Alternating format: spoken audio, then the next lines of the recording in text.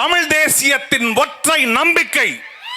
தமிழன் என்றொரு இனம் உண்டு, தனியே அவருக்கு ஒரு குணம் என்று திசைகள் தோறும் முழங்கி இருக்கக்கூடிய வஞ்சிக்கப்பட்ட தமிழர்களுக்கு வரமாய் வந்த அண்ணன் செந்தமிழன் சீமான் இப்பொழுது நீரின்றி அமையாது உலகு என்று இதோ முழங்கி வருகிறார்.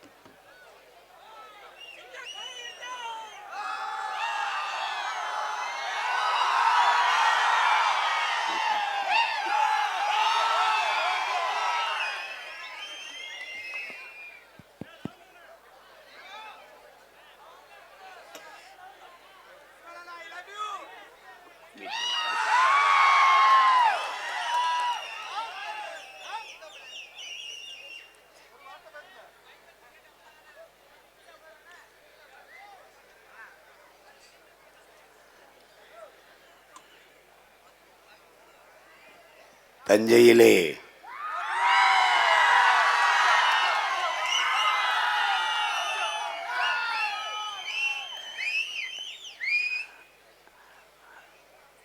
நாம் தமிழர் கட்சி நடத்துகின்ற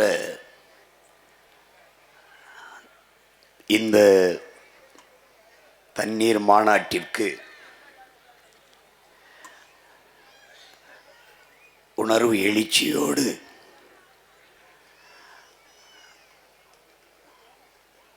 ஒன்று ஓடியிருக்கிற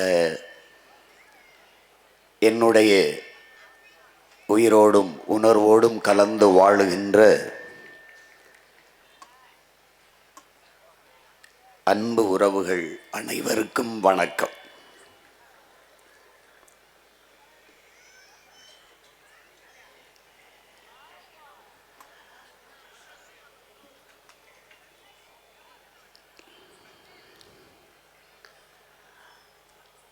கர்நாடக மாநிலத்தில்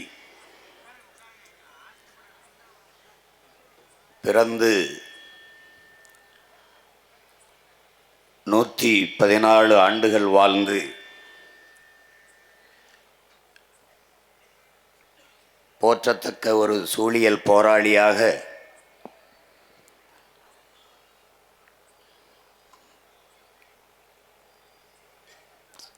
தான் பிறந்த மண்ணுக்கு நன்றி கடனாக பல்லாயிரக்கணக்கான மரங்களை நட்டு வைத்து வளர்த்த மகத்தான மகள் சாலுமரதா திம்மக்கா அவர்களுக்கு பெருமிதத்தோடு நம்முடைய புகழ் வணக்கத்தை செலுத்துவோம்.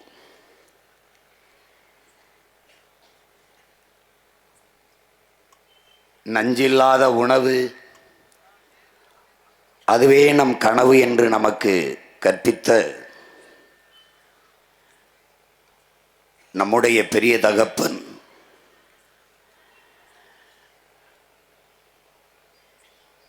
நாம் பச்சை புரட்சி என்று இவர்கள் கொண்டு வந்ததை விஞ்ஞானம் என்று கருதினோம். பிறகுதான் தெரிந்தது அது வியாபாரம் என்று இந்த தலைமுறை தமிழ் பிள்ளைகள் நமக்கெல்லாம் கற்பித்த பேராசான்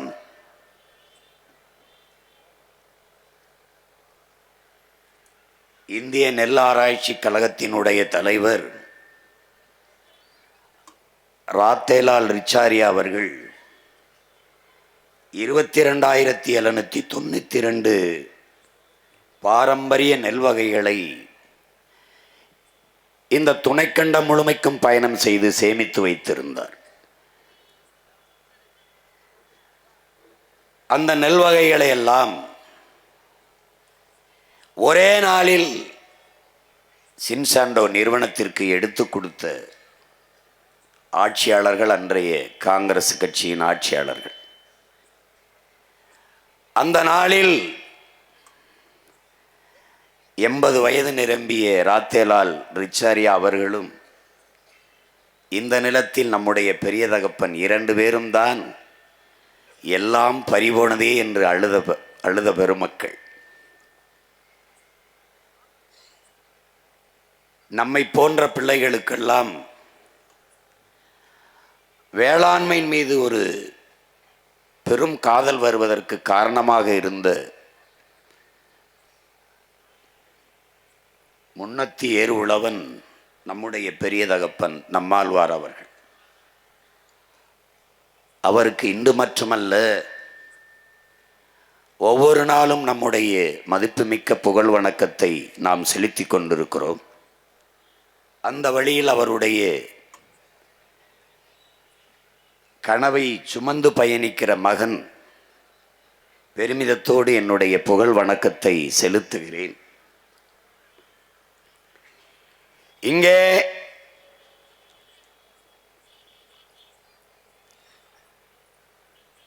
கல்லணை கட்டியே நம்முடைய வீர பெரும்பாட்டன் கரிகால் பெருவளத்தை பற்றிய காலொனியை எல்லோரும் பார்த்தீர்கள்.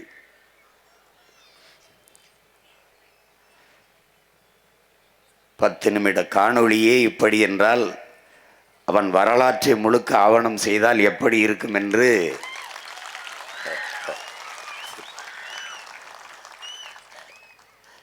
செய்யாது அவன் பேரன் விட்டு விட்டு சென்று விடுவேனா என்ன?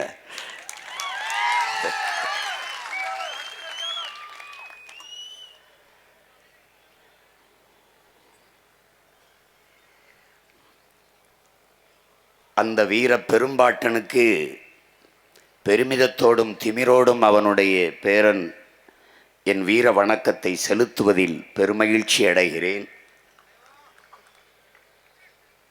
இங்கே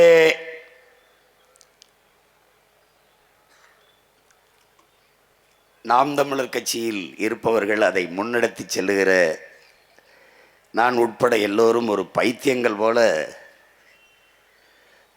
இங்கே இருக்கிற உண்மையிலே பல பைத்தியங்கள் பார்த்து கொண்டிருக்கிறார்கள்.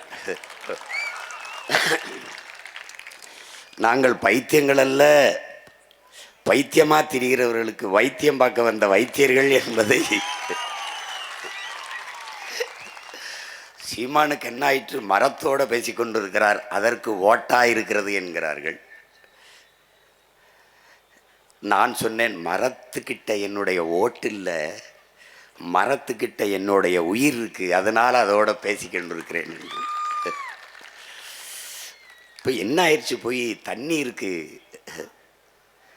ஆடு மாடுகளுக்கெல்லாம் மாநாடு போடுகிறார் என்று.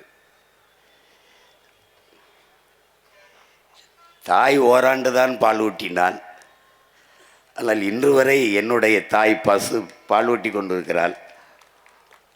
அப்போ பால் ஊட்டிய தாய்க்கு பாசத்தோடு மகன் நன்றி செலுத்த வேண்டாமா? அதற்காகத்தான் இந்த மாட்டுக்கான மாநாடு. இன்று தண்ணீருக்கு மாநாடு. தண்ணீருக்கு என்ன வாக்கா இருக்குது? தண்ணீர்கிட்ட என் வாக்கு இல்லை, எங்கள் எல்லாருடைய வாழ்க்கை இருக்குது, அதனால தான் தண்ணீருக்கு மாநாடு.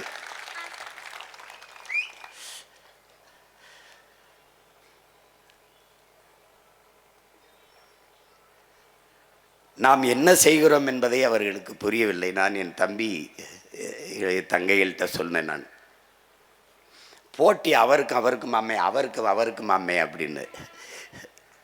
எங்களுக்கு no competition in the world. யாருமே எங்களுக்கு இந்த உலகத்தில் போட்டி இல்லை. நாங்கள் எடுத்து வைக்கிற அரசியலுக்கு அருகில் வரவே இவர்களுக்கு இன்னும் 600 நூற்றாண்டுகளுக்கு மேலாகும்.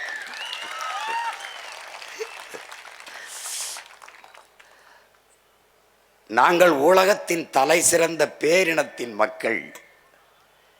இங்கே பார்த்தீர்கள், அறிவியல் தொழில்நுட்பம் வளராத காலத்திலேயே 2000 ஆண்டுகளுக்கு முன்பு ஓடுகிற நீரை தடுத்து பாசனத்திற்கு பயன்படுத்தியவன் பரம்பரையில் வந்தவர்கள். இதுவரை எப்படி இந்த கோயிலை கட்டினான் என்று எவனாலும் கண்டுணர முடியாத அளவிற்கு உலகத்தின் முதல் அதிசயத்தை கட்டி எழுப்புவேன் என் பாட்டன் அருண்மொழி சோழன். 60,000 யானைகள். அந்த யானைகளுக்கு உணவு, அதை பராமரிக்க பாகன், அந்த யானைகளின் மீது நின்று போர் செய்ய போர் வீரர்கள், அவர்களுக்கு உணவு பயிற்சி. இந்த 60,000 யானைகளையும் கப்பலில் ஏற்றி கொண்டு போய் பல்வேறு நிலப்பரப்புகளை வென்றிருக்கான் என் பாட்டன் அரசேந்திரன். சண்டையே போட கிடையாது.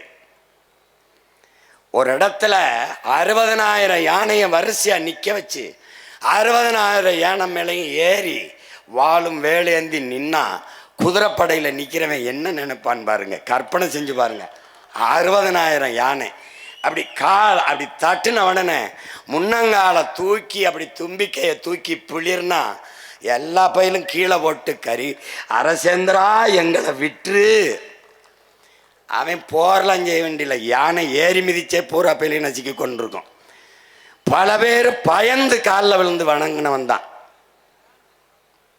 அப்பேற்பட்ட வீர பரம்பரையில் வந்தவங்க.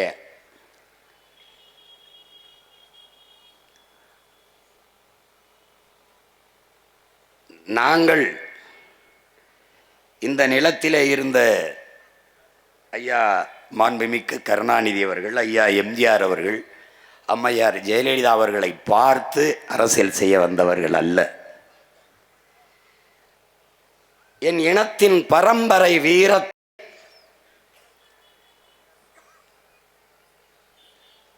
தன்னுடைய மரபணுவில் கொண்டு அடிமை வாழ்வினும் உரிமை சாவு மேலானது, சரணடைந்து வாழ்வதை விடவும் சண்டையிட்டு சாவது மேலானது, உயிரிலும் மேலானது நமது உரிமை.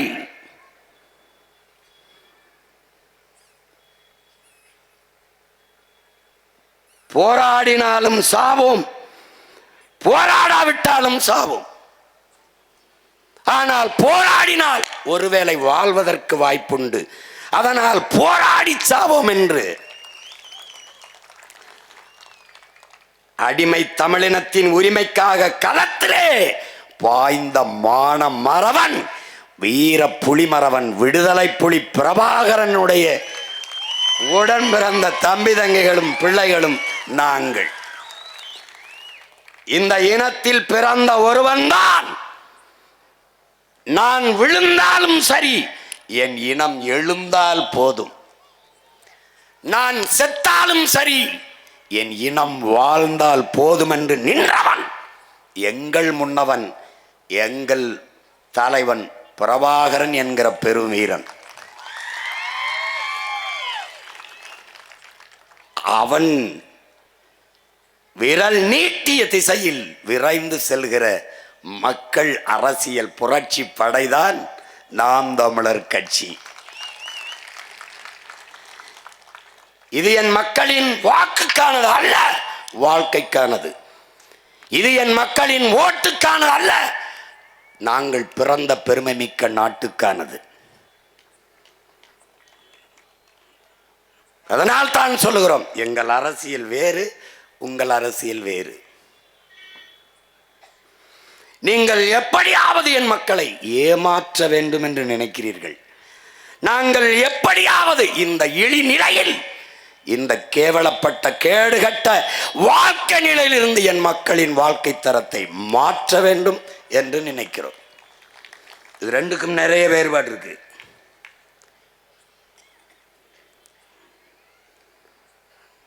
அதனாலதான் சொல்றோம், இந்த நிலத்தில் எங்களுக்கு போட்டி எவரும் இல்லை.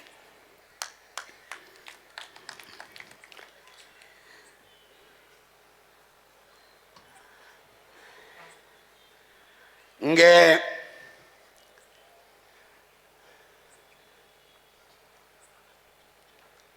இந்த மாநாட்டை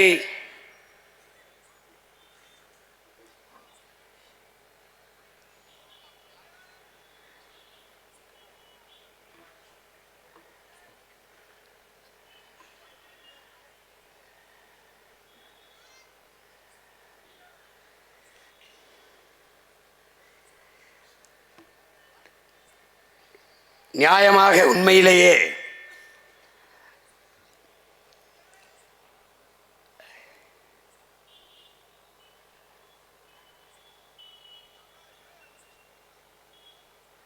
நான் பிறந்த ராமநாதபுரம் சிவகங்கை மண்ணில்தான் நடத்தியிருக்க வேண்டும். காரணம்,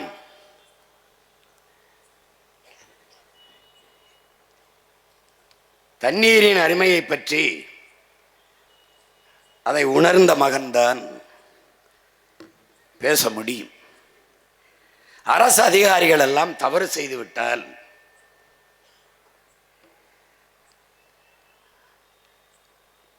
தண்ணில்லாத காட்டிற்கு பணியிடம் மாற்றுவார்கள்.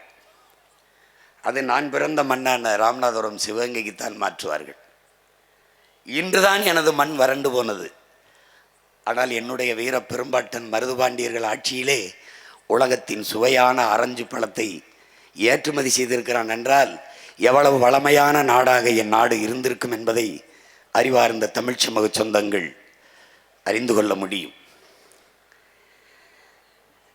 ஆனால் அதை விட்டுவிட்டு தஞ்சை நிலத்திலே வந்து இந்த தண்ணீர் மாநாட்டை சீமான் போடுவதற்கு காரணம், இந்த இனத்திலே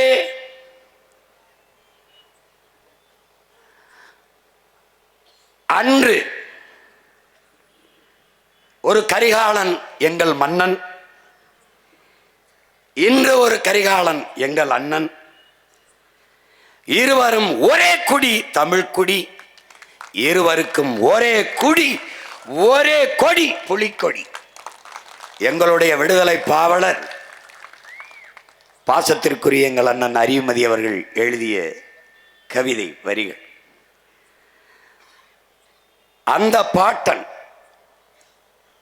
இன்றைய கரிகாலனின் மகன், அன்றைய கரிகாலனின் பேரன் இந்த நிலத்தில் நின்று பேச காரணம், இந்த இனத்தில் ஒருவனுக்குத்தான் தண்ணீரை தேக்கி தண்ணீரின் சேமிப்பை உருவாக்கி நிலத்தின் வளத்தை பெருக்கி வேளாண்மையை செழிக்க வைக்க வேண்டும் என்ற அறிவு என் இனத்தில் அவன் ஒருவனுக்குத்தான் இருந்தது. அறிவார்ந்த பெருமக்களே, அதனால்தான் என் அருமை பாட்டன் கரிகாலன் திருமாவளவன் என்றும் கரிகால் பெரு வளத்தான் என்றும் இன்று வரை தமிழின மக்களால் போற்றப்படுகிறான் என்றால் அதனால்தான் அவன் போற்றப்படுகிறான். அவன் ஒரு பேரணை கட்டி இருக்கலாம் காவிரியை தடுத்து, ஆனால் அவன் செய்யவில்லை. அணையை கட்டி நீரை தடுப்பது என்பது இயற்கைக்கு முரணானது. ஏனால் நதி என்பது பூமி தாயின் இரத்த நாளங்கள். எவ்விடத்தே இருந்து நமக்கு மழை வந்தது? சூரியன் தந்தை கடல் தாய் இருவரின் இயற்கை புணர்ச்சியில் நீராவியாகி மேலே குளிர்ந்து போய் மேகமாகி மழையாக பொழிந்து நமக்கு நீர் வந்தது. திருப்பி தாயிடத்திலேயே பிள்ளையை சேர விடுவது இயற்கை. அப்படி நதியை உங்களுக்கு வேண்டிய தண்ணீரை தேக்கிக் கொண்டு மறுபடியும் தாயிடத்திலே சேர விட வேண்டும். அதுதான் இயற்கையின் விதி. அதை 2000 ஆண்டுகளுக்கு முன்பு உலகில் செய்த ஒரே ஒருவன் என்னுடைய பாட்டன் கரிகால் பெருவளத்தான் மட்டும்தான். அவன் நினைத்திருந்தால் இன்று காவிரியிலே பேரணை கட்டி நமக்கு தண்ணி தர மறுப்பதை போல அவன் ஒரு பேரணையை கட்டியிருக்கலாம். அன்னைக்கு கர்நாடகாங்கிற ஒரு நாடும் இல்லை, கன்னடம்ங்கிற மொழியும் இல்லை. ஆனால் அவன் தடுப்பணை தான் கட்டினான். அது என்ன மாதிரி நீர் மேலாண்மை? ஒரு பசுமாட்டிடம் கண்ணுக்குட்டியை பால் குடிக்க விடுவோம். பசு தன் கண்ணுக்குட்டிக்கு பால் கறக்கிறோம் என்றுதான் கறக்கிறது. அது திரும்பி பார்க்க விடாமல் அதற்கு முன்னாடி வைக்கோலை போடுவோம், புல்லை போடுவோம், அது தின்று கொண்டு இருக்கும். கண்ணுக்குட்டியை விடுவோம், அது மாறிலை முட்டின பிறகு நம் கண்ணுக்குட்டி தான் குடிக்கிறது என்று அது பாலை சுரக்க ஆரம்பிக்கும். நாம் கறந்து நமக்கு வேண்டியதை எடுத்துக்கொண்டு பிறகு அந்த கண்ணுக்குட்டியை அவுத்து விடுவோம். கொஞ்சம் மாறுகளை பாலை மிச்சம் வைத்து விட்டு கண்ணுக்குட்டிக்கு. இதே முறையைத்தான் பாசனத்திற்கு பயன்படுத்த வேண்டும். அதை பயன்படுத்தியவன் நம்முடைய பாட்டன், இந்த முறையை கண்டுபிடித்தவன். இங்கே ஓடி வருகிற நதியை தனக்கு வேண்டிய அளவுக்கு ஆறு, ஏரி, குளம், குட்டை, கம்மாய், இந்த தாங்கள் ஏந்த இப்படி நீரை தேக்கி கொண்டு மறுபடி கண்ணுக்குட்டி தாயிடத்திலே பால் குடிக்க விட்டதை போல நதியை தாய் கடலிடத்திலே, கடலம்மாவிடத்திலே சேரவிட வேண்டும். அப்படி தனக்கு வேண்டிய நீரை பேரணை கட்டி தேக்கிக் கொள்ளாமல் ஒரு தடுப்பணை கட்டி தேக்கி அதை மேலேறி தனக்கு தேவை போக மீதியை தாயிடத்திலே ஒப்படைத்தவன் நம்முடைய பாட்டன் கரிகால் பெருவளச்சோழன்.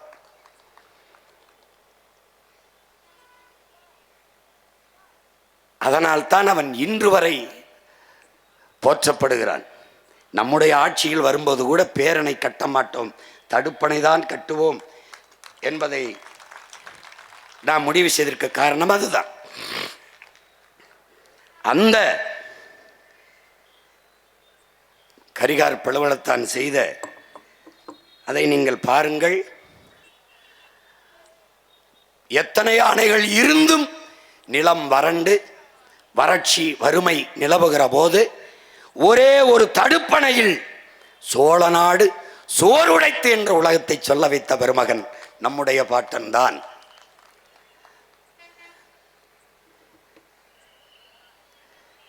இங்கே பேரணை கட்டினால் அந்த இடத்திலே நதி நீர் தேங்கிவிடும். இப்ப உடலிலே இரத்த நாளங்கள் ஓடுகிற போது இந்த இடத்திலே ஒரு தடுப்பு ஏற்பட்டால் அதை ஆங்கிலத்தில் ஸ்ட்ரோக் வந்தது என்கிறோம். கை கால் செயலிருந்து விழுகிறது. அப்படி ஓடுகிற பூமியின் இரத்த நாளங்களாக நதியை குறுக்கே மறைத்து தடுத்து விட்டால் அந்த இடத்திலே நீர் தேங்கிவிடும். அந்த இடத்தில் மட்டும் நிலத்தடி நீர் உயரும். அங்கு வாழ்கிற உயிரினங்கள் மட்டும் பயன்பெறும். ஆனால் மொத்தமாக நதி வறண்டு போகும். அதை நம்பி வாழ்ந்திருந்த உயிரினங்கள் செத்து போகும். பண்ணை, தென்னை, பூச்சி, வண்டு, யானை, புலி, கரடி, சிங்கம், வேளாண் குடிமக்கள் எல்லாம் பாதிக்கப்பட்டு விடுவார்கள். ஆனால் அந்த தவறை நம்முடைய பாட்டன் செய்யவில்லை. அவன் அணையை கட்டியிருக்கிற முறையை பாருங்கள், எப்படி கட்டி பிரிச்சிருக்கான் பாருங்க. அப்படிப்பட்ட தொழில்நுட்பத்தை நம்முடைய மூதாதையவர்கள் கடைபிடித்து கல்லணையை கட்டி 2000 ஆண்டுகளுக்கு முன்பு கட்டி நமக்கு அருங்கொடையாக தந்து சென்றிருக்கிறான். அவனுடைய நிலத்தில் நின்று இந்த பேரன் பேச காரணம் தண்ணீரின் அருமை குறித்து, தண்ணீரின் அருமை தெரிந்து கல்லணை கட்டி தந்த என் பாட்டன் காலடிபட்டு நடந்த தஞ்சை மண்ணில் நின்று தண்ணீரை பற்றி பேச வேண்டும் என்று முடிவெடுத்தேன். அதுவும் அவன் கல்லணை கட்டிய திசையில் நின்று பேச வேண்டும் என்று அவனுக்கு நன்றி சொல்லி என்னுடைய வீர வணக்கத்தை செலுத்தி நின்று பேச வேண்டும் என்று நினைத்தேன். அதனால் இந்த நிலத்தில் நின்று பேசுகிறேன். அன்று முப்போகம் விளைந்த தஞ்சை விளைந்தால் தமிழ்நாட்டில் பஞ்சமில்லை, தமிழ்நாடு விளைந்தால் இந்திய துணைக்கண்டத்தில் பஞ்சமில்லை, பசி இல்லை. ஆனால் இன்று தஞ்சை எந்த காவிரியை தடுத்து கல்லணை எட்டி பாசனத்திற்கு நம் பாட்டன் பயன்படுத்தினானோ அதே காவிரியிலே 150 TMC பெற முடியாமல் அவன் பேரனும் பேத்திகளும் தவித்து போய் வறண்டு போய் வாழ்க்கை இருண்டு போய் நிற்பதை நாம் பார்க்கிறோம். 450 TMC 500 TMC தண்ணி வந்து கொண்டிருந்த காலத்தில் இன்றைக்கு 150 TMCக்கு 60-70 TMCக்கு அதைத்தான் நம்முடைய அப்பா நல்லகண்ண அவர்கள், நல்லுசாமி அவர்கள் சொல்லுகிறார்கள். ஒவ்வொரு நாளும் எங்களுக்கு விநியோகம் செய்ய வேண்டும், நீரை பிரித்து தர வேண்டும் என்று.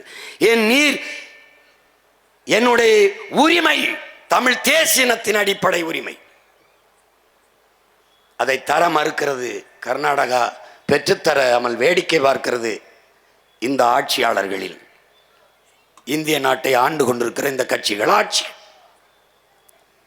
இதற்கு காரணம் என்னவென்பதை அறிவார்ந்த தமிழ் சமூக தம்பிதங்கைகள், என் உயிரினுமிரிய உடன் பிறந்தார்கள் தெரிந்து கொள்ள வேண்டும். இங்கே முப்போகம் விளைந்த நிலம் வறண்டு இன்னைக்கு ஒரு போகம் விளைவதற்கு கூட தண்ணீருக்கு ஊரான்ட்டே கையேந்திர நிலைமைக்கு நிற்க காரணம் இந்த இடத்திலே பாருங்கள். காவிரியிலே தொடர்ச்சியாக தண்ணீர் வந்து கொண்டிருந்தால் ஆற்று மணலை அள்ளி விற்க முடியாது. வளத்தை எப்படி அள்ளி விற்கிறான் பார். தண்ணி தொடர்ச்சியாக வந்து கொண்டிருந்தால் ஒரு இடத்துல மண் இருக்கா பாரு, மணலை அள்ளிட்டதுனால மண் வந்துருச்சு. மண் வந்துட்டதுனால செடி கொடி மரம் முளைச்சிருச்சு. ஆத்துக்குள்ள நடு ஆத்துல மரம் செடி கொடி முளைக்காது, ரெண்டு பக்கம் கரையில தான் நாதனம் முளைக்கும். ஆனால் மணலை அள்ளி விட்டால், மண் வந்து விட்டால் அங்கே மரம் செடி கொடி முளைச்சிரும், ஆறு செத்துரும். தம்பி ஹுமாயூன் சொன்னார் பாருங்க, 3 அடி தான் அல்ல வேண்டும், ஆனால் 30 அடிக்கு இரும்பு கை கொண்டாடுறான் போக்கலேன் எந்திரம் கொண்டு. அல்ல அனுமதித்தவனவன் இந்த ஆட்சியாளர். ஏரி குளத்தை வெட்ட சொல்லுகிறோம், வெட்டினான் ஆற்றுக்குள்ளே. ஆற்று நீரை தேக்க அங்கே ஏரி குளத்தை வெட்டணும், அவன் ஆற்றுக்குள்ளே வெட்டிட்டான் பார். எதற்கு இந்த குழி சீமான், என்னை தூக்கி இதிலே போட்டு புதை என்று அவன் சொல்லுகிறான். Me too.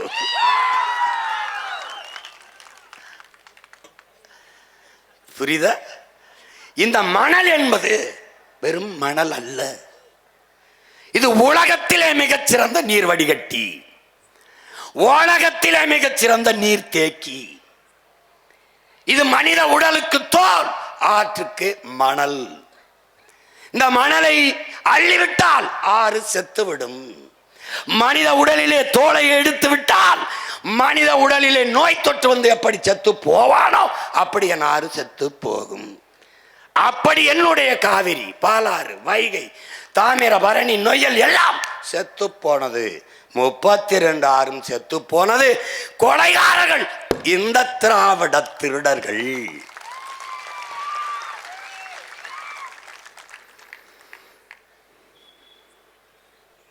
புரியுதுன்னு நினைக்கிறேன். இதை விட பாடம் நடத்த இன்னொரு பேராசிரியர் வந்துதான் உனக்கு பிறந்துதான் வரணும். புரியுதுன்னு நினைக்கிறேன்.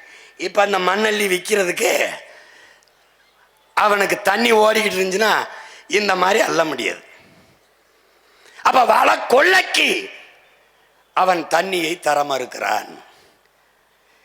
இன்னொன்னு என்ன பாரு, முப்போகம் விளைந்து கொண்டிருந்தால் என்னுடைய வேளாண் பெருங்குடி மக்கள், உழவர் குடிமக்கள் விளைநிலத்தை விட்டு வெளியேற மாட்டார்கள். விளைநிலத்தை விட்டு வெளியேறவில்லை என்றால் காவிரி படுகை முழுக்க இருக்கிற மீத்தேன், ஈத்தேன், ஹைட்ரோ கார்பன் என்ற அந்த எரிகாற்றை எடுக்க முடியாது. இந்த மீத்தேனுங்கிறது எப்படி உருவாகுது, இந்த ஹைட்ரோ கார்பன் இது எப்படி உருவாகுது? பல ஆயிரம் ஆண்டுகளுக்கு முன்பு பூமிக்குள்ளே புதைந்த மரம், செடி, கொடிகள் மக்கி புதைந்து காற்றின் அழுத்தத்தாலும் வெப்பத்தாலும் கரியாகி விடுகிறது. அந்த கரியாகுது, அதான் நிலக்கரி. உனக்கு தெரியும் நெய்வேலியில். அப்ப பல ஆயிரம் ஆண்டுகளுக்கு முன்பு எப்படி அந்த மரம், செடி, கொடியெல்லாம் பூமிக்குள்ள புதைஞ்சதுன்னா, அத்தனை ஆயிரம் ஆண்டுகளுக்கு முன்னாடி எனது முன்னவர்கள் இந்த நிலத்தில் வாழ்ந்திருக்கிறார்கள். இன்னைக்கு கீழடியில் தோண்டும் போது 2800 ஆண்டுக்கு முன்னாடி தமிழங்க வாழ்ந்திருக்கான்னு ஒரு அடையாளம் வருது இல்ல? அப்படி பூமிக்குள் தோண்டும் போது என் முன்னவர்கள் வாழ்ந்த இடத்திலே புதைந்த மரம், செடி, கொடி எல்லாம் இன்னைக்கு மக்கி மக்கி கரியாகி நிற்குது. அந்த கரிக்கு வெடிப்பு இருக்கு. இந்த கறிக்கடையில வெடிப்புக்குள்ளே ஒரு காற்று இருக்கு. அந்த காற்று தான் இந்த மீத்தேன் எரிகாற்று, ஹைட்ரோ கார்பன் என்கிற இந்த உயிர் வலி எரிகாற்று. உனக்கு புரியுதுன்னு நினைக்கிறேன். இந்த எரிகாற்றை எடுக்கிறதுக்கு அவன் இதே மாதிரி காவிரி படுகையில் இருக்க மாதிரி கங்கை படுகையில் இருக்கு. அப்ப ஏன் அங்க போடல? அங்க நல்லா ஆத்தாள் கம்மனுக்கும் பிறந்தவன் அவன் என்ன பண்றான்? அவன் அங்க ஆட்சியில் இருக்கான். நான் விறகு வச்சு கூட அடுப்பரிச்சுக்கிறேன், வெளியில போடான்ட்டான். இங்க 60 வருஷமா எனக்கு பெத்தவன் அப்பனை எல்லாமே மற்றவனே இருக்கிறதுனால எவன் வந்தாலும் என் ஆத்தா தாலி எடுத்தானே, என் அக்கா தாலி எடுத்தானே, அவனுக்கு கவலை கிடையாது, அவன் போடுறான். இப்ப 3 போகை என் நிலம் விளைஞ்சதுன்னா இந்த நிலத்துல அவன் இந்த ஹைட்ரோ கார்பன், மீத்தேன், ஈத்தேன் எடுக்கிறேன்னு குழாய போட முடியாது. விளங்கிச்சா? இப்ப அப்ப தண்ணி வரலைன்னா இந்த நிலத்தை வச்சுக்கிட்டு என்ன பண்றதுன்ட்டு, ஏப்பா இங்க ஒரு போட்டு எடுத்துக்கிறோம் அப்படின்னு எடுத்துக்கிட்டான். நான் முதல்ல இங்க வந்து இந்த மீத்தேன் எரிகாட்டு இந்த ஓஎன்ஜிசிக்கு எதிராக நான் போராட வரும்போது அவன் என்ன சொல்கிறான்களுங்க, என்னை தனியாக கூட்டிகிட்டு போய் அந்த அதிகாரி, ஐயா இங்கே வாங்கய்யா 17 வருஷமாக எடுத்துக்கிட்டு இருக்கீங்கிறான். என்னங்க சொல்கிறிய? ஆமாங்கய்யா 17 வருஷமாக எடுத்துக்கிட்டு இருக்கீங்க. இந்த இடத்துல கிணறு, இந்த கிணறை போட சொல்லி அனுமதி கொடுத்தது யார் தெரியுமா ஐயான்னு கேட்டாப்புல. யார்? உங்கள் சனந்தாயான்றாப்புல. எப்படிங்க என்ன சொல்கிறீங்க? என்ன சொல்லி சொன்னீங்க? எப்படி எங்கள் நிலத்துல கிணற தோண்டுங்கன்னு சொன்னதே இவர்கள் தான். நான் கேட்ட என்ன சொன்னீர்கள்? தோண்டிக் கொள்ளுங்கள் என்று சொன்னார்கள். மண்ணெண்ணெய் எடுக்க போறோம்னு சொன்னோன்றாங்க. எப்படி இருக்குவாரு? மண்ணெண்ணெய் எடுக்க போறோம் என்று சொன்னதால் மண்ணெண்ணெய் தானே, சீமெண்ணெய் தானே எடுக்க போறான், எடுத்துட்டு போட்டோம், என் நிலத்துல போட்டுக்கன்னா. அப்புறமா தான் தெரியுது அவன் எரிகாட்டை எடுக்கிறான். திடீர்னு தீப்பிடிச்சு எரியும் போதுதான் தெரியுது, அட பாவிகளான்னு அன்னைக்கு தான் தெரியுது. புரியுதா? இப்போ இந்த விளைநிலத்தை விட்டு வெளியேற்ற வேண்டிய தேவை இந்த ஆட்சியாளர்களுக்கு இருக்கு. பெரும் முதலாளிகளின் வள வேட்டைக்கு இந்த தரக அதிகாரங்கள் கைக்கூலிகளாக இருந்து வேலை பார்த்து எனக்கு காவிரியில் தண்ணி பெற்று தராமல் என் நிலத்தை வறண்ட நிலமாக்கி விளைநிலத்தை விட்டு வேளாண் குடிமக்களை வெளியேற்றி வள வேட்டைக்காடாக முப்போகம் விளைந்த தஞ்சை நிலத்தை தரிசு நிலமாக மாற்றி இருக்கிறார்கள். இதை எப்படி சரி செய்வான்? கரிகால் பெருவளத்தானின் பேரன் வருவேன், தண்ணீரின் தேவையில் தண்ணீரை அடைந்து எவனிடத்திலும் கை நீட்டாது என் அருமை பெரும்பாட்டன் அரசேந்திரன் வெட்டி கட்டிய வீராணம் ஏரியை தூர்வாரி 16 கிலோமீட்டர் என் மண் ராமேஸ்வரத்தில் இருந்த தலைமன்னாருக்கு கடலின் குறுக்கு பரப்பளவு 16 கிலோமீட்டர். அப்படி என்றால் சிறிய கடலை ஏரியாக வெட்டியவன் என் பாட்டன் அரசேந்திரன். அந்த ஏரியை தூர்வாரி நீரை தேக்கி பெரும் குழாயின் மூலமாக இதே காவிரி படுகையில் கரிகாலன் பேரன் கொண்டாந்து ஊத்துவேன். மறுபடி என் நிலத்தை வளமான நிலமாக மாற்றுவேன்.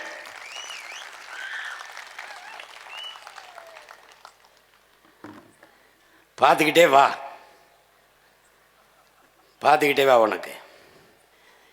அதனால இந்த தண்ணீர் என்பது மானுட தேவை மட்டும் அல்ல, அது உலக உயிர்களின் உயிர் தேவை. அதனால்தான் ஒவ்வொரு துளியும் உயிர் துளி, பல் உயிர்க்கும் பகிர்ந்தளி, பகுத்துண்டு பல் உயிர்கள் ஓம்புகள் நூலோர் தொகுத்தவற்றிலெல்லாம் தலை என்று நமது முன்னவன் மறையோன் வள்ளுவப் பெருமகனார் அருளிய மறைமொழிக்கேற்ப நீரின்றி அமையாது உலகு, அதை நினைவில் நிறுத்தி பழகு என்ற முழக்கத்தை முன்வைத்து தமிழ் இளம் தலைமுறைகளை, என்னரும் தம்பி தங்கைகளை,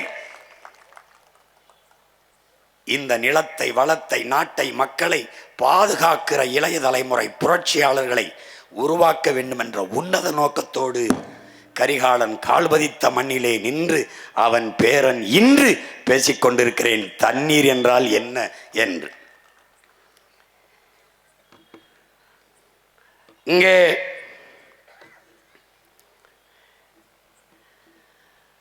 தண்ணீரை பற்றி அறிஞர் பெருமக்கள் பல்வேறு பேர் கூறியிருந்தாலும் எல்லாவற்றுக்கும் முன்னவன் எங்கள் மறையோன் வள்ளுவப் பெருமகனார் நீரின்றி அமையாது உலகனின் யார் யாருக்கும் வானின்றி அமையாது ஒழுக்கு.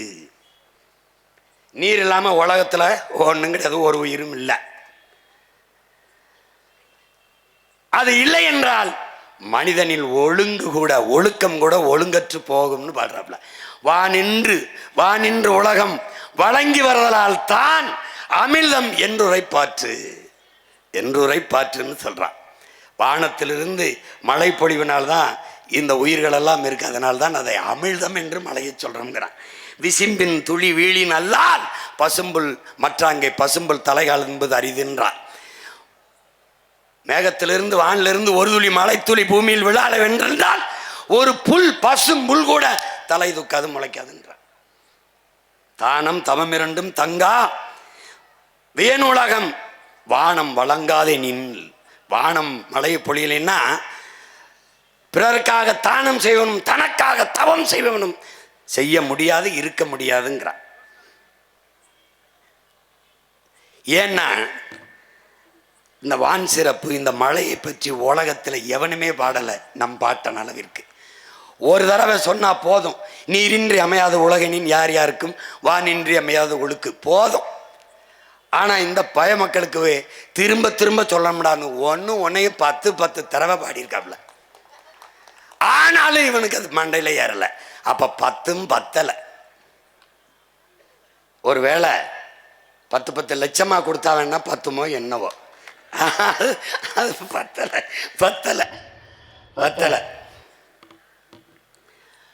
துப்பாருக்கு துப்பாய துப்பாக்கு, துப்பாருக்கு துப்பாய தூவுமலை. நம்முடைய அப்பா நல்லுசாமி கூட சொன்னாங்க.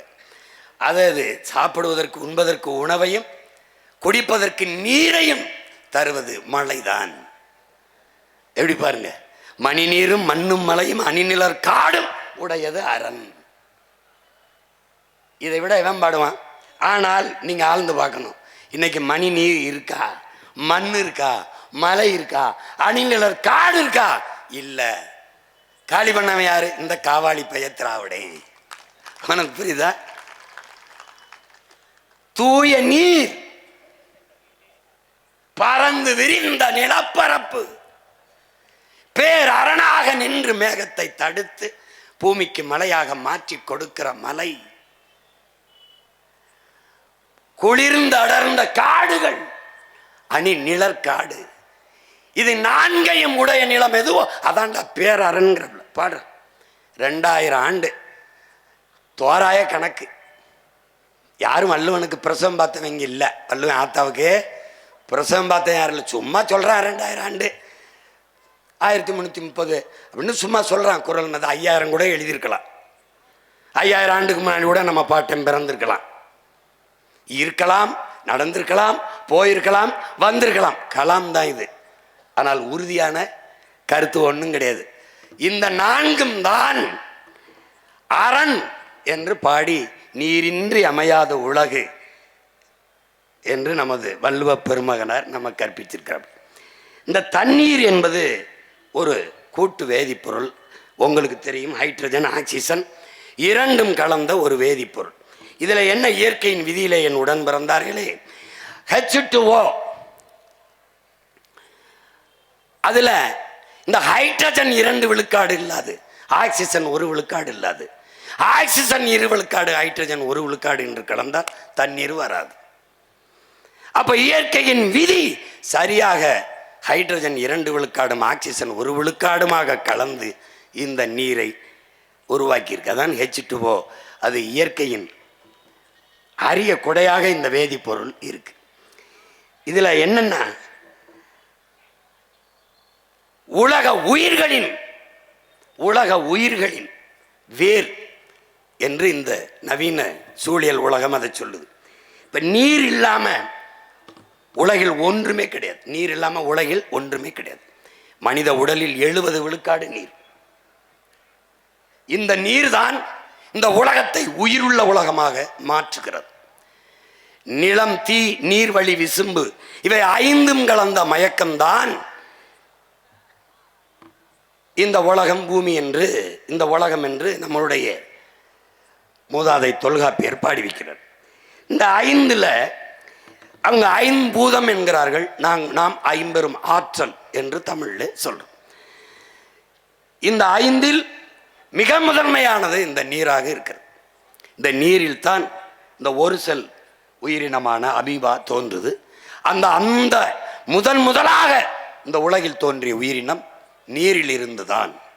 எனவேதான் நீரின்றி அமையாது உலகு என்று நமது மூதாதை இந்த கருத்தை வலியுறுத்துகிறார். நீங்க நல்லா கவனிச்சுக்கணும்.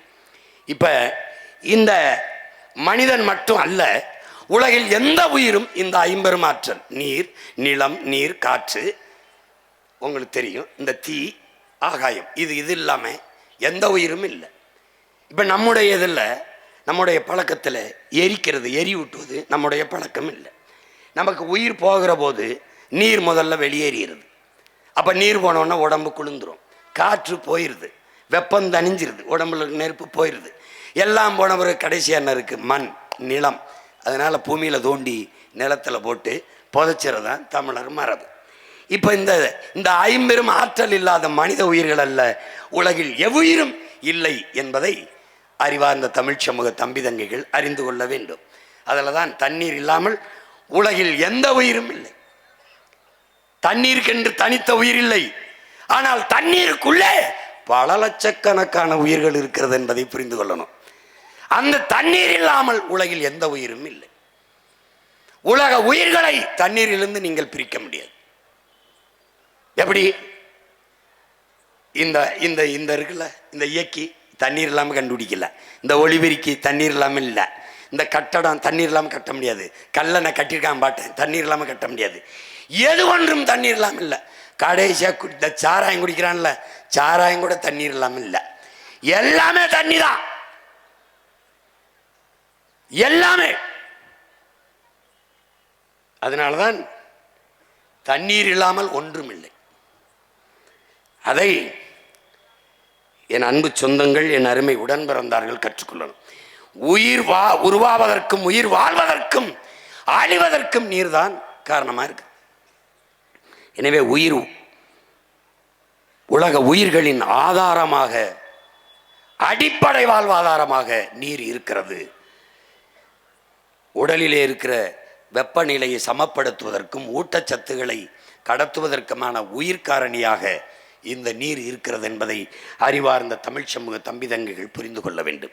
வேளாண்மை செய்வதற்கும் தொழிற்சாலைகளை நிறுவி வளர்ப்பதற்கும் எல்லாவற்றுக்கும் நீர் முதன்மையான காரணியாக இருப்பதால் தான் நீரின்றி அமையாது உலகு எனின் யார் யாருக்கும் வானின்றி அமையாது ஒழுக்கு என்ற ஆகச்சிறந்த மறைமொழியை நம்முடைய மூதாதை வள்ளுவ பெருமகனார் நமக்கு பகுத்து வகுத்து தந்திருக்கிறார் என்பதை என்னிலும் இளைய என் தம்பி தங்கைகள் புரிந்து கொள்ள வேண்டும்.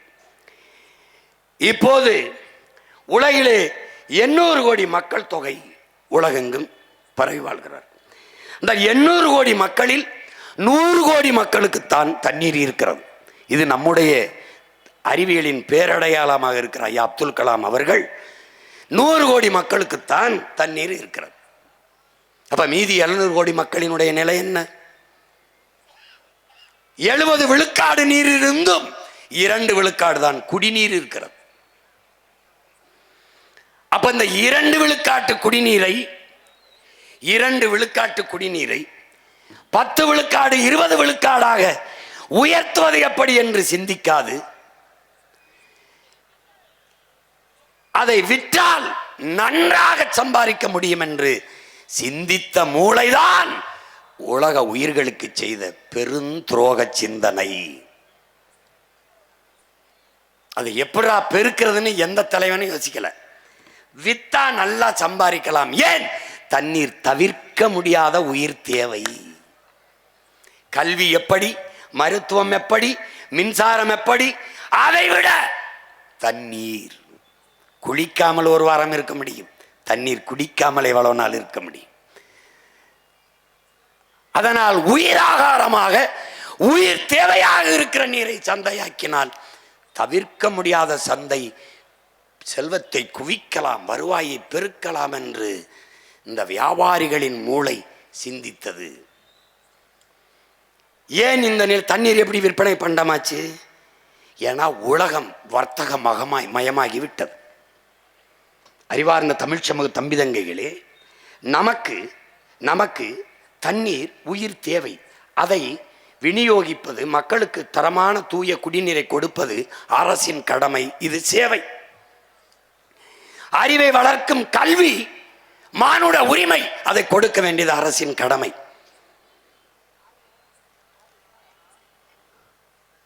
அது ஒரு சேவை. மருத்துவம் ஒரு மகத்தான சேவை, அது என் மக்களுக்கு தேவை, அதை கொடுக்க வேண்டியது அரசின் கடமை. அது நம்ம பார்வையில், நம்மளை பொறுத்தவரை அது ஒரு சேவை. சாலை போடுதல், பராமரித்தல், மின் உற்பத்தி, விநியோகம், இதெல்லாம் ஒரு சேவை நமக்கு. ஆனால் இந்த உலக வர்த்தக அமைப்பு, வேர்ல்டு ட்ரேட் ஆர்கனைசேஷன், WTO என்கிற இந்த வர்த்தக அமைப்பு என்றால், நம்ம ஊர்ல வணிக பெருமக்கள் வியாபாரிகள் சங்கம் வைத்திருப்பது போல உலக பெரும் வியாபாரிகளின் சங்கம், பேரமைப்பு, வேர்ல்டு ட்ரேட் ஆர்கனைசேஷன், உலக வர்த்தக அமைப்பு. அவர்களின் கொள்கை முடிவு நீர் விநியோகமோ, கல்வியோ, மருத்துவமோ, சாலை ஓடுதல் பராமரித்தலோ, மின் உற்பத்தி விநியோகமோ, போக்குவரத்து நடத்தலோ அரசின் வேலை அல்ல. ஏனென்றால் அது சேவை அல்ல, தொழில். அவனுக்கு தொழில். தொழில் செய்வது அரசின் வேலை அல்ல. அப்ப என்ன செய்யணும்? அதை தனியார் முதலாளிகளுக்கு கொடுத்து விட்டு நீங்கள் கையெழுத்தை போட்டுவிட்டு கமிஷனை வாங்கி கொண்டு பேசாமல் இருக்க வேண்டும். புரியுதா? அதனால் தான் நாம் சொல்லுகிறோம், இவர்கள் பிரதமர்கள் அல்ல, இவர்கள் முதலமைச்சர் அல்ல, புரோக்கர் பாய்ஸ் என்று சொல்வதற்கு காரணம் இதுதான். இங்க பாரு, உனக்கு தெரியும் பாரு. இப்ப நீர் மிகப்பெரிய சந்தையாயிருச்சு. சந்தையானதுனால என்ன ஆயிருது? என்ன ஆயிருது? இந்த படத்தில் நீங்கள் பார்க்கிறவர் கன்னியா நாட்டை சேர்ந்த சூழியலின் தாய் வங்காரி மாத்தாய். இவன் என்ன சொல்றான் நமக்கு? வரலாறு நடிகிலும் போர் என்பது வள வேட்டைக்காகத்தான் நடந்திருக்கிறதுங்கிறான். இன்று நேரத்தில் பன்னெடுங்காலமாக வள வேட்டைக்காகவே நாடு பிடிக்கவும் எல்லை விரிவாக்கவும் இவர்கள் போர் செய்தார்கள். சொல்லியிருக்க விளங்குதுன்னு நினைக்கிறேன். அந்த அடிப்படையில் அடுத்து பிரிட்டிஷ் உளவாளியினுடைய வாக்குமூலம் என்கிற அந்த ஆலிவர் கெம்பர் அவன் என்ன சொல்றான் பாருங்க. அம்மா வங்காரி மாத்தாய், ஆலிவர் கெம்பர், பிரிட்டிஷ் உளவாளியின் ஒப்புதல் வாக்குமூலம் பாருங்க. 3ஆம் உலக நாடுகளை சிதைக்க உளவாளிகள் நடத்திய சதி குறித்த ஆவணம், ஆலிவர் கெம்பர். இவன் என்ன சொல்றான்னு தெரியுமா? இது சின்ன புத்தகம் தான், நீங்க படிச்சீங்கன்னா தெரியும். எதுக்கு இந்த புத்தகத்தை போடுறேன்னா தேடி படிப்பீங்கன்னு தான். இவன் என்ன சொல்றான்? நாங்கள் வந்ததெல்லாம் நாடு பிடிக்க அல்ல, வள வேட்டைக்காகத்தான் வந்தோம்ங்கிறான். எந்த நாட்டுக்குள்ள போனாலும் அந்த நாட்டுக்குள்ள இருந்து வளத்தை வேட்டையாடத்தான் நாங்கள் வந்தோம். அப்ப வள வேட்டைக்காகத்தான் உலகெங்கிலும் போர் நடக்கிறது. அப்படி பார்த்தால் இனி வருங்காலங்களில் 3ஆம் உலக போர், நல்லா கவனிங்க, இது நம்முடைய கவி பேரரசு வைரமுத்து அவர்கள் 3ஆம் உலக போர் என்ற புத்தகத்தில் இருக்கார். இது எதுக்கு போடுறேன்னா நீங்க வாங்கி படிக்கணும். இதற்கு முன்னாடி வளம் என்பது பெட்ரோல், டீசல், தங்கம், இப்படி இருந்ததெல்லாம் வளமாக கருதப்பட்டது. அப்படித்தான் ஈரான் ஈராக்கு மேலே, சிரியா மேலே, லிபியா மேலே, எல்லா நாடுகள் மேலையும் வள வேட்டைக்கு, எண்ணெய் வளத்துக்காக போர் தொடுக்கப்பட்டது. ஆனால் இதில் எந்த வளமும் இல்லாமல் வாழ்ந்து விட முடியும், நீர் இல்லாமல் வாழ முடியாது. ஆக இந்த வளங்களில் எல்லாம் மேலான வளம் நீர்.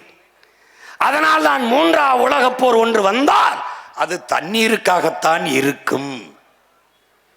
அதிலே நீ முழுக்க படிக்க வேண்டியதில்லை. 300 இளைவர் எழுதியிருக்கிறார். ஆதியில் காடுகளில் நாம் வேட்டையாடி உண்ட போது விலங்குகளை வேட்டையாடி உண்டோம். ஒருவேளை விலங்குகள் கிடைக்கவில்லை என்றால் மனிதனையே உண்டோம். இறந்த பிணத்தை வைத்துவிட்டு ஓட்டப்பந்தயம் வைத்து பந்தயத்தில் முதலில் வந்தவனே பிணத்தில் பெரும்பங்கு தின்றான் என்று எழுதியிருக்கல. அன்றைக்கு ஆதியில் காடுகளில் வாழ்கிற போது நரமாமிசம் மனிதனை தின்றோம். ஆனால் அந்த நிலை இன்றும் வராது என்று சொல்வதற்கு இல்லை. ஏன்? போக்கப்படி இருக்கிறது.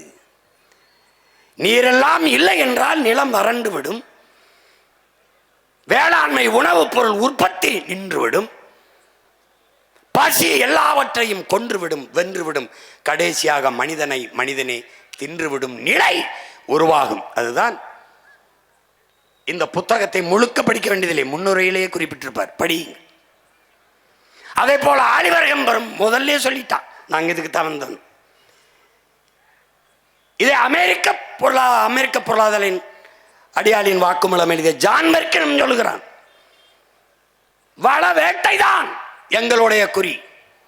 அதனால் கண் முன்னே உங்கள் வளங்கள் களவுபவதை பார்த்து கொண்டிருக்க நீங்கள் சபிக்கப்பட்டு விட்டீர்கள் என்று எழுதுகிறார்.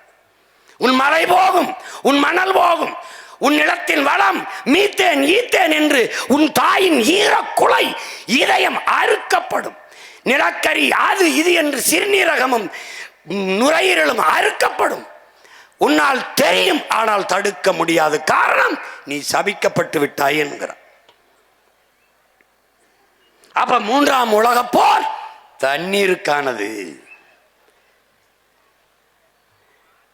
பொறுமையா பார்த்துக்கிட்டே வா. பாரு, தண்ணீருக்கு தான் போர். இந்த பெட்ரோல், டீசல், தங்கம், இது எதுவில்லாமலும் வாழ்ந்து விட முடியும், வாழ்ந்து விட முடியும்.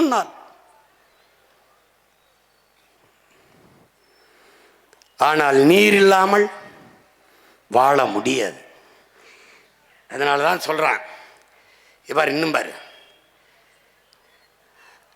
நீருக்காகத்தான், நீர் வளத்துக்காகத்தான் இனி எதிர்காலத்தில் போர். இங்கே அல்ல கவனி, ஒவ்வொன்றை சொல்றேன் பாரு, பார்த்துக்கிட்டே வா. இப்போ நீர் பொருளாதாரம், இதை நல்லா கவனிச்சுக்க.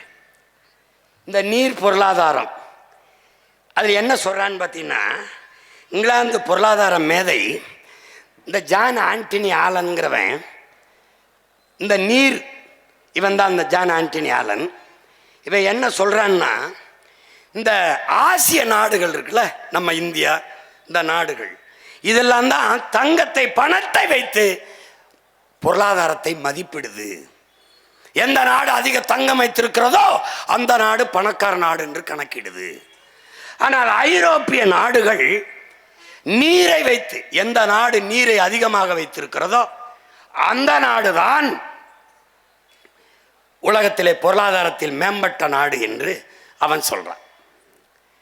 அப்ப ஐரோப்பிய நாடுகள் எல்லாம் நீர் பொருளாதாரத்திற்கு வந்துருச்சுங்கிறான்.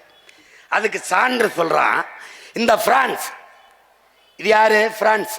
இந்த பிரான்ஸ் நாடு உலகத்திலே அதிகமாக ஆரஞ்சு பழத்தை ஏற்றுமதி செய்கிற நாடு இந்த பிரான்ஸ் தான். இந்த பாரு, இந்த படத்தை பாரு, உள்ள இந்த கையில ஒரு ஆரஞ்சு பழத்தை வச்சுக்கிட்டு பார்க்குறான். இந்த ஆரஞ்சு பழத்தை புளிங்கினா எவ்வளவு தண்ணி வரும்னு நினைக்கிறேன்? அரை கோவலை வரும். ஆனால் இது விளைஞ்சு கைக்கு வர 50 லிட்டர் தண்ணீரை குடிக்குது. அப்ப யோசிக்கிறான், என்ன யோசிக்கிறான்? ஆரஞ்சு பழம் விளைய வைக்கிறத நிப்பாட்டு. ஏன்?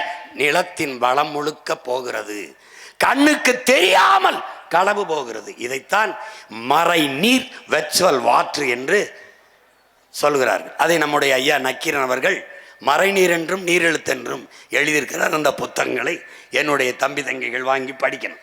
பாருங்க, இந்த ஆரஞ்சு பழத்தை அவன் நிறுத்துறான்ட்டான்.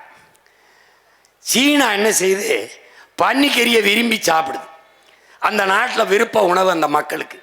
இந்த ஒரு கிலோ பன்றிக்கறி இறைச்சி சாப்பாட்டு மேசைக்கு வர பாரு, பயந்துருவே பாரு. 1 கிலோ பன்றிக்கறி சாப்பாட்டுங்க 6000 லிட்டர் தேவைப்படுது. 1 கிலோ மேசையில் வந்து இப்படி வைக்க 6000 லிட்டர் தண்ணீர் தேவைப்படுது. எப்படி எப்படி எப்படி இருக்கு பாரு. அவன் என்ன பண்றான்? பன்றிக்கறியை வளர்க்குறது, திங்கிறத நிப்பாட்டவனா, வளர்க்குறத நிப்பாட்டுறான்றான். அப்ப என்ன செய்யலாம்? நமக்கு பன்றிக்கறிக்கு இறக்குமதி செஞ்சுக்கிடுவோம். எந்த நாடு எப்படியோ போகட்டும், என் நாட்டு நீர்வளத்தை காப்பாற்றுன்னு நினைக்கிறான். ஏன்? அவன் நான் முதல்ல சொன்ன மாதிரி நல்லா ஆத்தலுக்கு பண்ணுங்க பிறந்தவன். இப்ப என்ன பண்றான் பாரு, உலகம் இந்த நாடுகள் பூரா நீர் பொருளாதார கொள்கைக்கு வந்துடுச்சு.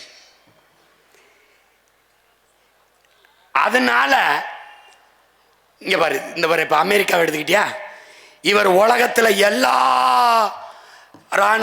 நாட்டுக்கும் ராணுவத்தை விற்பாரு, ராக்கெட்டை விற்பாரு, துப்பாக்கி விற்பாரு, பீரங்கி விற்பாரு, எல்லாம் விற்பாரு.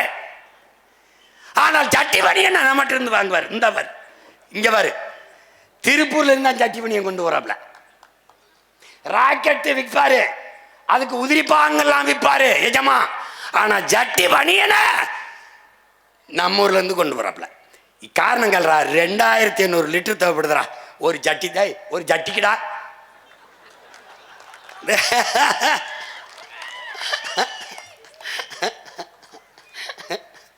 பாத்துக்க சாமி, பாத்துக்க. இந்த முட்டை இருக்கிறடா, இந்த வர முட்டை ஒரு நாள்ல 3 கோடி முட்டைகளை உற்பத்தி செய்யறோம்டா. நம்ம அளவு கோச்சுக்குருவாங்க, என்ன இவர் வந்து மூடிடுவார். மூடலை. நான் நாட்டுக்கோழி என் ஆளுக்கு இருந்து பாருங்க, என் நாட்டுக்கோழிக்கிட ஒன்று வேணாம்டா. நான் ஏதோ சிந்தர சிதறதை போட்டு சாப்பிட்டு வச்சு கஞ்சியை போட்டேன்னா குப்பைமேட்டில் குஞ்சியை கூட்டிகிட்டு போய் கிளறி அவன் பாட்டு சாப்பிட்டு அவனே முட்டையிட்டு அவனே பிடிச்சிட்டு போயிடுவான்டா. இந்த பயவுளை அதை வளர்க்காம நாட்டுக்கோழி முட்டைக்கு நாக்க தொங்க போட்டு அலையுதுங்க. அவன் தேநீரில் காஃபியில் போட்டு முக்கி இந்த முட்டையை நாட்டு முட்டைன்னு விற்றுட்டு போயிட்டு இருக்கான். இப்படி ஒரு பாவங்கட்ட பிள்ளைகளை வச்சு பாரு டேய் பாரு பாரு. 70 லட்சம் முட்டைகளை தினசரி வளைகுடா நாடுகள், ஆப்பிரிக்கா மற்றும் நாடுகளுக்கு நம்ம ஏற்றுமதி செய்கிறோம். ஒரு முட்டை 196 லிட்டர். டே பாரா, 196 லிட்டர் குடிக்குதுடா. டே ஒரே ஒரு முட்டை இப்படி எடுத்து பார்த்தீங்கன்னு வச்சுக்க, டே இவ்வளவு தாண்டா இருக்குது. 196 லிட்டர் குடிக்குதுடா. நீ காபி குடிக்கிறாய் 150 லிட்டர் குடிக்குதுடா. இந்த பாரா, இந்த கோவலையில் இருக்கிறது எவ்வளவுடா தண்ணி இருக்கும்? 150 லிட்டர் குடிச்சிட்டு இந்த கோவலைக்கு வருதுடா இவ்வளவு. புரிஞ்சுன்னா நீ ஏதாவது ஒரு முடிவுக்கு வா. இப்போ என்னதானே செய்ய சொல்ற அப்படின்னு இரா நான் சொல்றேன். ஒரு கோப்பையில் 150 லிட்டர் மறை நீர். நம்ம தங்கச்சி ருசிச்சு தான் குடிக்கிறா. இந்த பன்னாட்டு நிறுவனங்கள் ஆண்டு கணக்கில், நீ நல்லா கவனிச்சுக்கணும். இப்போ உனக்கு சொல்றேன் பாரு அண்ணே. இந்த சென்னையில் கொரியன் முதலாளி கொண்டாயின்னு ஒரு தனியார் முதலாளி ஒரு கொண்டாய் அப்படின்னு ஒரு கார் நிறுவனம் வச்சிருக்காப்புல. ஒரு கேள்வி அண்ணன் உண்ட கேட்குறேன். இந்த கொண்டாய் முதலாளிக்கு தமிழ்நாட்டு இளைஞர்கள் இந்திய நாட்டு இளைஞர்களுக்கு வேலை கொடுக்கணும்னு என்ன வேளாங்கண்ணி மாதாட்ட, இல்லை எங்கள் ஊர் எங்கள் கோயில் எங்கள் குலதெய்வம் காளியாத்தாட்ட, இல்லை ஏதாவது சிவன் முருகனுக்கு எது வேண்டி நேர்த்தி கடனா? ஒன்றும் இல்லை. அப்போ எதுக்கு வரான்? அவன் நிலத்தில் அவன் வளத்தை பாதுகாத்து என் நிலத்தில் இருக்கிற நீரை வேட்டையாட வரான். இங்க வளர்ச்சி என்று கட்டமைக்கப்படுகிறது, வேலை வாய்ப்பு என்று காதிலே தேன் ஊற்றப்படுகிறது. ஒரு டன் எடையுள்ள கார் தயாரிக்க 4 லட்சம் லிட்டர் தண்ணீர். பாரு, நான் சொல்றேன் எத்தனை லட்சம் கார்கள் ஏற்றுமதி செய்யப்படுதுன்னு பாரு.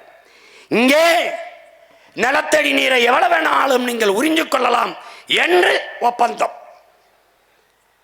உற்பத்தியிலே அரை மணி நேரம் 1 மணி நேரம் மின்சாரம் தடைபட்டால் ஏற்படுகிற இழப்பை மத்திய மாநில அரசுகள் ஈடுகட்டும் புரிந்துணர்வு ஒப்பந்தம். பிறகு உற்பத்தி செய்த பொருளை விரைந்து எடுத்து செல்ல 8 வழி 4 வழி சாலைகள். பிறகு மனித உழைப்பு இங்கே மலிவாக கிடைக்கிறது. இதே நிறுவனம் கொரியாவிலே இருந்தால் அங்கு என் பிள்ளைகள் போனார் 2 லட்சம் ரூபாய் சம்பளம் கொடுக்கணும். இங்கே இருந்தால் 50,000 கொடுத்தால் போதும். அப்ப மனித உழைப்பு மலிவாக கிடைக்கிறது. உழைப்பை சுரண்டி சுரண்டி உற்பத்தியை பெருக்கி லாபத்தை பல ஆயிரம் கோடிகளில் கொண்டு போக முடிகிறது. ஆனால் இவர்கள் சொல்லுகிற அடிப்படை கட்டமைப்பு இன்ஃப்ராஸ்ட்ரக்சர் என்பது சாலை போடுதல், விண்ணூர்தி நிலையம் கட்டுதல், துறைமுகங்கள் கட்டுதெல்லாம் உனக்கும் எனக்கும் அல்ல, உள்நாட்டு வெளிநாட்டு பெரும் முதலாளிகளின் வள வேட்டைக்கு என்பதை அறிவார்ந்த என் தம்பி தங்கைகள் புரிந்து கொள்ள வேண்டும். இதை நல்லா ஆழ்ந்து பாரு. எத்தனை லட்சம் காரு பார்த்துக்கிட்டே வா.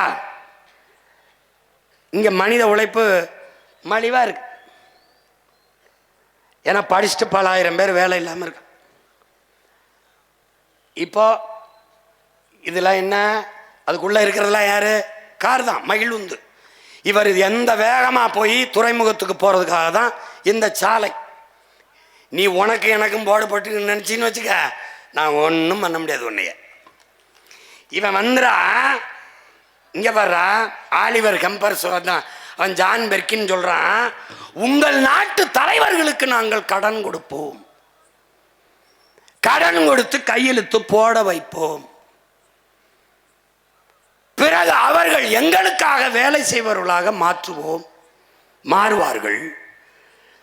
உங்கள் நாட்டிலே சாலை போடுதல், துறைமுகம் கட்டுதல், பேருந்து நிலையம் கட்டுதல், வானூர்தி நிலையம் கட்டுதல், இது போன்ற வேலைகளை செய்து தங்கள் இருப்பை தக்க வைத்துக் கொள்வார்கள். இப்போ எதுக்கு 5000 ஏக்கர்ல ஏர்போர்ட்டு? திருச்சியில் இருக்கும்போது எதுக்கு 2000 ஏக்கர்ல ஏர்போர்ட்டு, தூத்துக்குடியில் இருக்கிறதுல அதை எதுக்கு பெருசாக ஏர்போர்ட்டு சரி, ஃப்ளைட்டு ஓட்டுறவன் யாரு? உங்கள் ஒப்பனா எங்கப்பனா எவன்? இண்டிகோங்கிறவன் உங்கள் ஒப்பேன், அவன் எவன் தெரியாது. ஒரே ஒரு முதலாளி நாடங்களும் ஓட்டி சம்பாதிக்க 5000 ஏக்கர்ல ஏர்போர்ட். இங்கதான்டா கரிகாலன் பேரன், கரிகாலன் மகன், பிரபாகரன் மகன் சொல்றேன். 5000 ஏக்கரில் ஏர்போர்ட் அல்ல, ஏர்பூட்டி உட வேண்டும் என்று சொல்றேன்.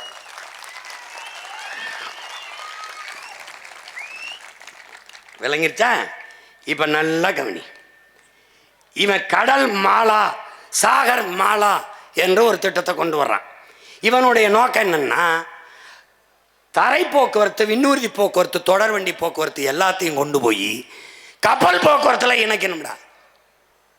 அதுக்கு தான் கொச்சின்ல இருக்கும்போது விளிங்கத்தில் ஒரு துறைமுகம், ஏற்கனவே தூத்துக்குடி, சென்னையில் தாத்தா பேரில், பாட்டன் வஉசி பேரில், காமராஜ் பேரில் இருக்கும்போதே 6111 ஏக்கரில் அதானி கட்டுகிற 6111 ஏக்கரில் காட்டுப்பள்ளி துறைமுகம். எதற்கு? ஏற்றுமதி இறக்குமதி செய்ய சொல்லுவான்டா. எதை ஏற்றுமதி செய்வாய், எதை இறக்குமதி செய்வாய்? பதில் இருக்காது. வெளிநாட்டு உள்நாட்டு பெரும் முதலாளிகள் உற்பத்தி செய்கிற இந்த பொருளை ஏற்றுமதி செய்வாய்.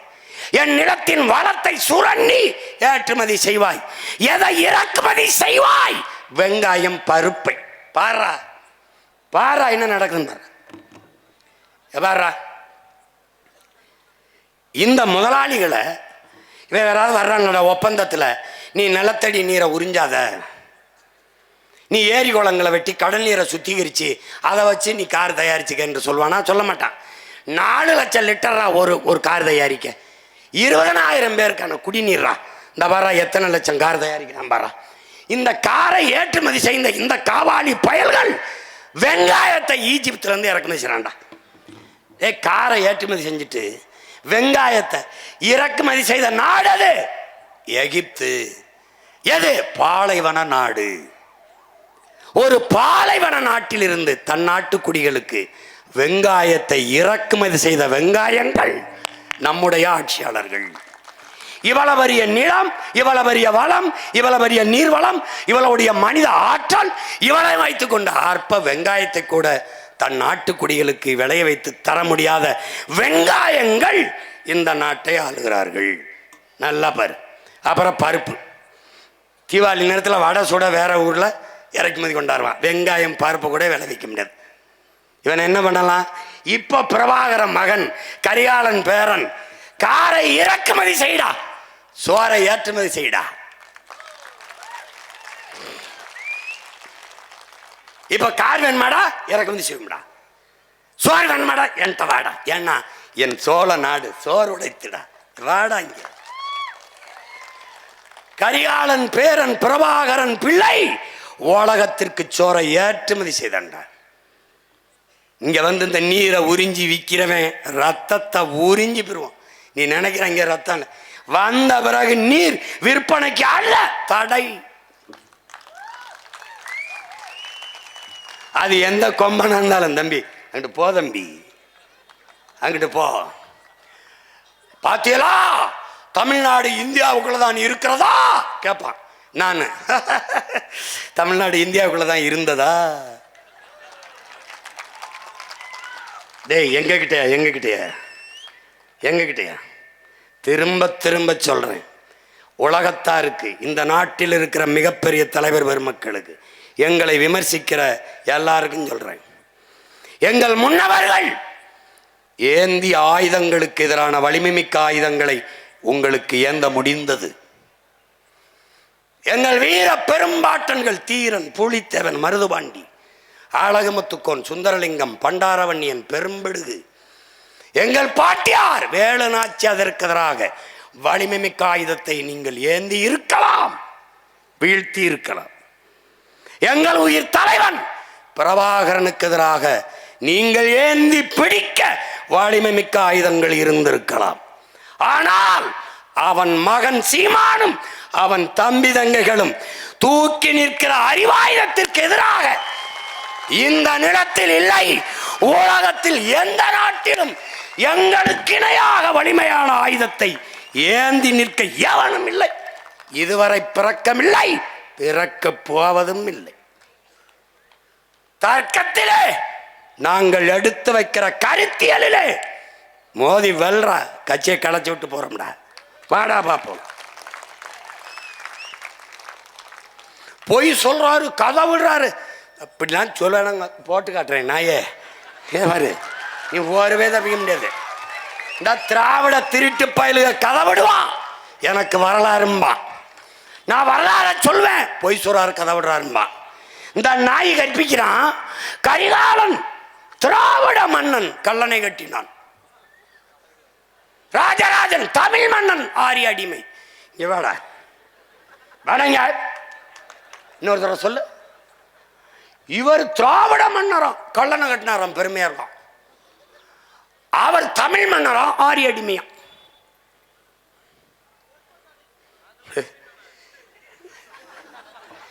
பைத்தியக்காரன், நானும் 15 வருஷமா நம்பி தெரிஞ்சுடா.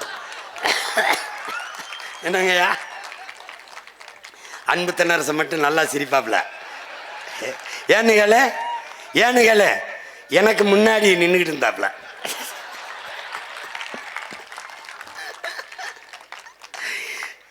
என் பங்குக்கு பல பேர் வாழ்க்கை கெடுத்தேன். இப்போ அவன் தரான்ல, இது என்ன செய்யறது? இப்போ இரு இன்னும் இன்னும் இன்னும் முக்கியமான இதுக்கே போகல. இப்போ தான் ஆரம்பிச்சிருக்கான். இப்போ தமிழ்நாடு நீ என்ன நினைக்கிற? நமக்கு அதை தண்ணி இல்லைன்னு நினைக்கிற. அது இல்லை. நமக்கு வந்துடா ஒரு ஆண்டுக்கு 980 மில்லிமீட்டர் மழை பெய்யுது. 2 பருவங்களில் மழை. ஒன்று தென்மேற்கு பருவம், ஒன்று வடகிழக்கு. இந்த 2 பருவ மழைகளையும் நமக்கு 980 மில்லிமீட்டர் மழை பெய்யுது. குறைஞ்சது டிஎம்சி கணக்கில் 4000, 4300, 4500 டிஎம்சி தண்ணீர் பெய்யுது. இப்போ 4300 டிஎம்சின்னு வச்சுக்க. இதில் என்ன கொடுமைன்னா, பல இதை நம்ம சேமிக்காதனால அது நீராவியாகி போயிடுது. பல இது இந்த கழிவு நீர்களை விட்டு நாசம் பண்ணிடுறோம். பல இதை சேமிக்காமல் ஏரி குளங்களை, குட்டை கம்மாய்களை, தாங்கல்களை, ஏந்தல்களை வெட்டி சேமிக்காமல் கடல்களை விட்டுறோம். இப்போ எப்படி சீமான் நீ சரி செய்வ? 950 மில்லிமீட்டரு 1000 டிஎம்சி 1500 தான் எனக்கு அதிகபட்சமாக பயன்பாட்டில் இருக்குது. அப்போ நான் என்ன செய்கிறேன்? இன்னும் ஒரு 500, 600 டிஎம்சியை சேமிக்கிற வேலையை செஞ்சுட்டேன்னா நான் எவனுக்கிட்டையும் கையேந்தி தண்ணீருக்கு நிற்க வேண்டியதில்லை. அப்போ நான் என்ன சொன்னேன்? அதிகாரத்துக்கு வந்தவொடனே கர்நாடகாவிலேருந்து எனக்கு தண்ணி தராதேன்னு சட்டசபையில் நான் உச்சநீதிமன்றத்தில் ஒரு வழக்கு எப்படி போடுவேன்? கர்நாடகாவிலிருந்து எனக்கு தமிழ்நாட்டுக்கு தண்ணி திறக்கக்கூடாது. பெரிய வெள்ளமா இருந்தாலும் அவன் சிக்கி சாயன்மை ஒழிய எனக்கு தண்ணி தரக்கூடாது.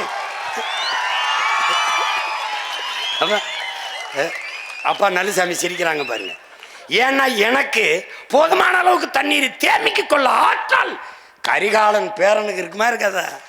இதெல்லாம் போர்க்கால நடவடிக்கையில் 10 ஏக்கர், 20 ஏக்கர், 100 ஏக்கர், 50 5000 ஏக்கரில் ஏர்போர்ட் கட்டும்போது இங்கே வா என்னை காப்பாற்று நீ ஆத்தால போய் கத்துறான்லடா. நான் அவன் மயம் போய் கேட்குறேன்டா. இதில் 1000 ஏக்கரில் ஏறி வெட்டுவான் ஆத்தானா, எடுத்துக்கடா நான் பெத்த மகனேன்னு சொல்லுவாடா. அவன் வெட்டுவேன், நீரை தேக்குவேன். ஏரினா 2000, 3000 ஏக்கரில் இருக்கிறதா ஏரின்னு நினைக்காத. சின்ன சின்ன சின்ன தர நீ எழுதி வச்சுக்கடா. விண்ணூர்தியில் பயணிக்கிற போது குனிந்து பார்த்தால் தேகத்தில் எப்படி தேமல் விழுந்து கிடக்குமோ அப்படி என் தேசத்தில் பார்க்கிற இடமெல்லாம் நீர் தேமல்கள் விழுந்து கிடக்கும்டா. சாலையில் சென்றால் பசுஞ்சோலை சாலைகள் 10 கிலோமீட்டர் வெறும் பனை, 10 கிலோமீட்டர் வெறும் நாவர், 10 கிலோமீட்டர் கனிக்கொன்றை, பனிக்கொன்றை, வேம்பு, புங்கை, பூவரசு, புளி மரமா இருக்கும்டா. திருமணம் 1000 ஏக்கர்ல ஆடுறா, 1000 ஏக்கர்ல மாடுறா, கூட்டு வேளாண் பண்ணைடா. இல்லைன்னா நீரி தேக்கம்டா, இல்லைன்னா காடு வெற்றிடம் என்று ஒற்றடம் இருக்காதடா. இதைத்தான் என் நம்பி துறை சொல்றாரு.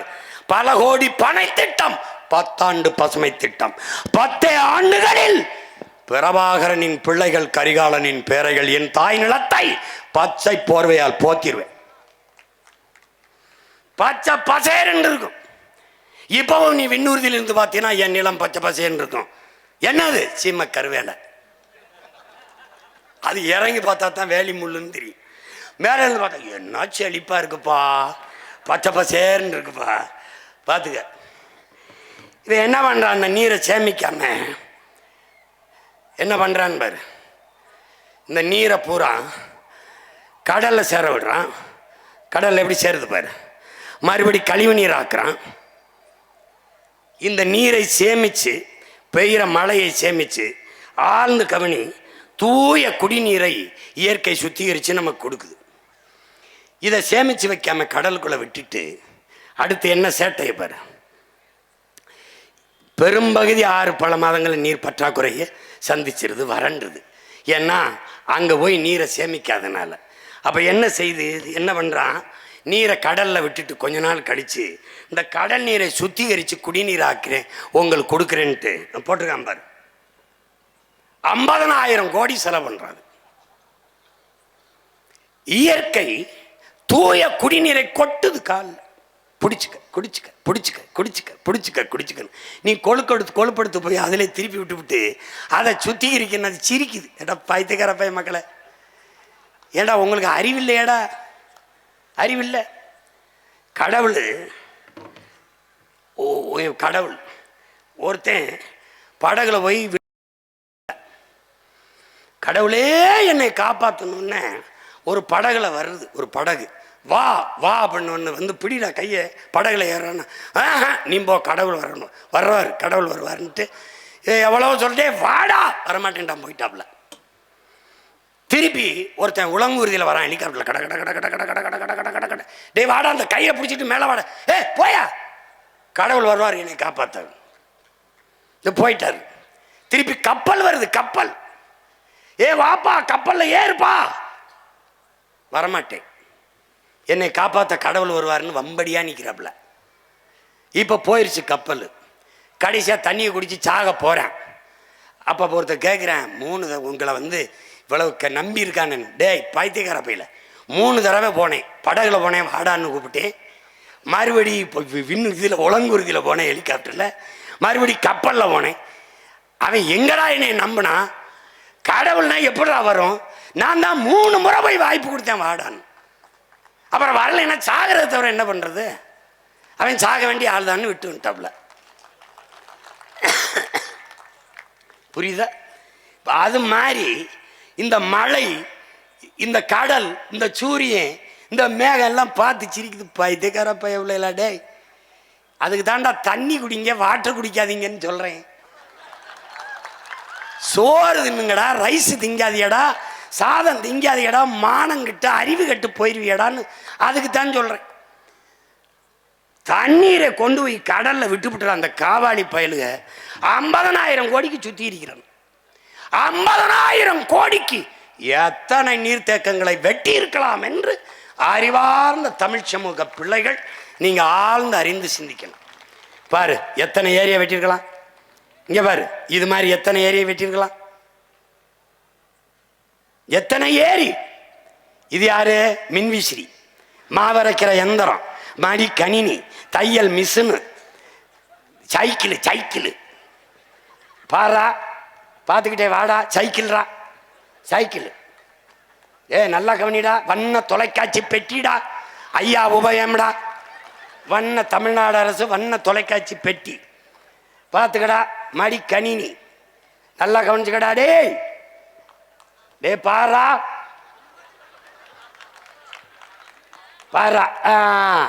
இங்க கவனிடா. இங்க கவனிடா. ஏண்டா எல்லாத்தையும் இலவசமா கொடுத்த அந்த பயமக்க, ஏண்டா தண்ணீரை மட்டும் 10 ரூபாய்க்கு வித்தா? அங்கதான்டா நீ யோசிக்கணும். ஏன்? ஒரு மடிக்கணினி என்ன விலை?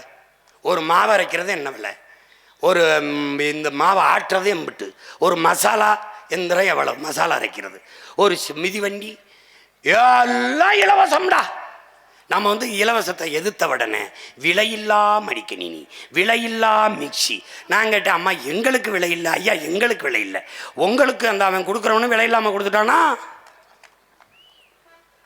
இதையெல்லாம் இலவசமாக தர முடிந்த இந்த அதிகாரங்களால் உயிர் தேவையான நீரை தன் நாட்டு குடிகளுக்கு தரமான தூய நீரை ஏன் இலவசமாக தர முடியவில்லை? ஏன் தர முடியாது என்றால் கவனி, இதுதான். இலவசமாக கொடுத்து விட்டால் இந்த நீரை உறிஞ்சி விற்கிற முதலாளிகள் பாதிக்கப்படுவார்கள். முதலாளிகள் பாதிக்கப்பட்டால் என்ன இழப்பு? இவர்களுக்கு அவர்களிடத்தில் வருகிற கமிஷன் போய்விடும். அதனால்தான் இவர்களை ஆட்சியாளர்கள் அல்ல, தரகர்கள், புரோக்கர்கள் என்று நாம் சொல்ல காரணம் இதுதான். இப்ப நாம் வரும்போது எது ஒன்றும் இலவசம் அல்ல. தூய குடிநீர் என் மக்களுக்கு இலவசம். அறிவை வளர்க்கும் கல்வி என் மக்களுக்கு தரமான சிறந்த உயர்ந்த கல்வி இலவசம். உயிர்காக்கும் மருத்துவம் உலகத்தரத்திற்கு இலவசம்.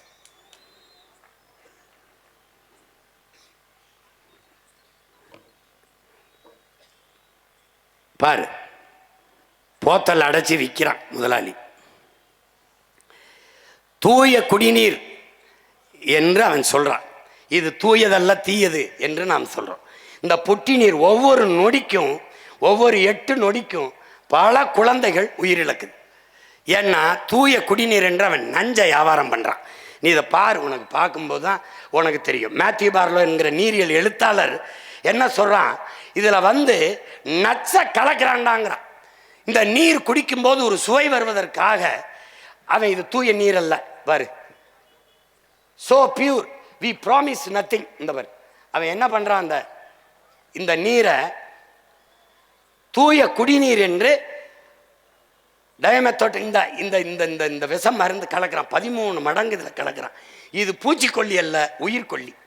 இதனால என்ன வருதுன்னு நீ நினைக்கிறீன்னா, பிறக்கும் போதே குழந்தை புற்றுநோயோட பிறப்பது, தாய்களுக்கு மாறு புற்றுநோய் வருவது, 3-4 வந்தது டைமெத்தட். இதில் பார்த்துக்க, உயிர்கொல்லி. பூச்சிக்கொல்லின்னு சொல்லக்கூடாது. எ ட்ரஸ்ட் இன் எவரி ட்ராப் என்ன சொல்கிறான் பாரு. பூச்சிக்கொல்லின்னு ஏன் சொல்லக்கூடாதுன்னா, அப்பாட்ட கேட்குறாங்க, பூச்சிக்கொல்லின்னா பூச்சிக்கொல்லியை குடித்தா நீ உயிரோடு இருப்பியா, செத்து போவ. அப்படின்னா அதுக்கு பூச்சிக்கொல்லி இல்லை, உயிர்கொல்லி. அதனால இது உயிர்கொல்லி.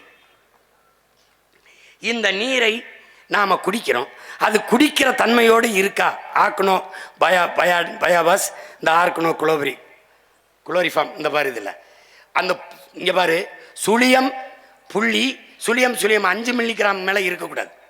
ஆனால் சுழியம் புள்ளி, சுழியம் 7-3 மில்லிகிராமுக்கு அவன் கலக்கிறான். இந்த பாரு,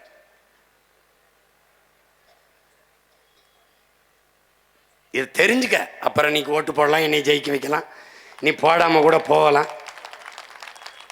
எனக்கு ஒன்றும் அதில் நட்டம் இல்லை. நான் என் பிறமை கடமையை செஞ்சுட்டு செத்து போகிறேன். இங்கே பாரு, இது உயிர் கொல்லி. நீ குடிக்கிறது நீர் அல்ல, விஷம், நஞ்சு. அதை தான் அவன் சொல்கிறான், அந்த எழுத்தாளர். அது என்னன்னா, இது குடிக்கிற தன்மையோடு இருக்குன்னு தரச்சான்றிதழ் தந்தவன் அவன். யாரா சொல்லு? குடிக்கிற தன்மையோடு இந்த நீர் இருக்குது என்று தரச்சான்றிதழ் தந்தவன் நமக்கு எவனும் இல்லை. இவன் குழந்தை நீர் சுவைக்காக இந்த ஃபிக்ஸட், இங்கே பாரு, இதில் என்ன பண்ணுறான் அவர், ஃபிக்ஸி டஸ்ட்டுங்கிற இந்த மந்திர தூசிங்கிற அதை அந்த சுவைக்காக இந்த மந்திர பொடியை அதில் கலந்து அவன் என்ன செய்யற, குடிக்கும்போது தண்ணீரில் தாக நிற்கும். தண்ணீரால் மனித உடலுக்கு கிடைக்கிற ஆற்றல் கிடைக்கிது. ஏன்னா இவன் சுத்திகரிக்கிறங்கிற பேரில் பியூரிஃபை. நம்ம அப்பா நம்மால் அவர்கள் வெள்ளிமலைன்னு ஒரு மருத்துவர், அவர் அலோபதி மருத்துவர் தான். அவர்கிட்ட போய், வெள்ளிமலை, நான் தண்ணீரை சுட வச்சு குடிக்கலாமான்னு கேட்குறாங்க. ஆழ்வார், உனக்கு என்ன பைத்தியமா, தண்ணீரை எதுக்கு சுட வைக்கிற? தண்ணீருக்குள்ள கண்ணுக்கு தெரியாத பல கோடிக்கணக்கான நுண்ணுயிர்கள் இருக்கு, அதுதான் தண்ணீர். அந்த தண்ணீரை குடிக்கும்போது மனித உடலுக்குள் போய் அந்த நுண்ணுயிர்கள் மனித உடலுக்கு ஆற்றலை பெருக்கி கொடுக்குது. இப்போ காய்ச்சல்னா அந்த தண்ணீரை குடித்தாதான் அந்த காய்ச்சலை உருவாக்கிய நோயோட போய் இது சண்டை செஞ்சு குணப்படுத்தும். ஆனால் தண்ணீரை சூடு பண்ணி விட்டால் அந்த நுண்ணுயிர்கள் செத்து போனால் எது போய் அந்த நோயை குணப்படுத்தும்? இந்த கேள்வியை நம்ம அப்பாட்ட கேட்டது வெள்ளிமலைங்கிற மருத்துவர். உனக்கு புரியுதுன்னு நினைக்கிறேன். இப்போ இவன் தண்ணீரை சூடு பண்ணாலே அந்த நுண்ணுயிர்கள் செத்து போயிரும்னா, இவன் பியூரிஃபை அப்படிங்கிற பேர்ல நம்மளை சுத்திகரிக்கிறேங்கிற பேர்ல நல்லா கவனிச்சுக்க, பல்லாயிரக்கணக்கான இந்த நச்சு பொருள்களை போட்டு இந்த பாரு, இந்த போத்தல் நினைக்காத, இந்த போத்தலை தயாரிக்கிறது பெட்ரோலியம் மூலப்பொருள்.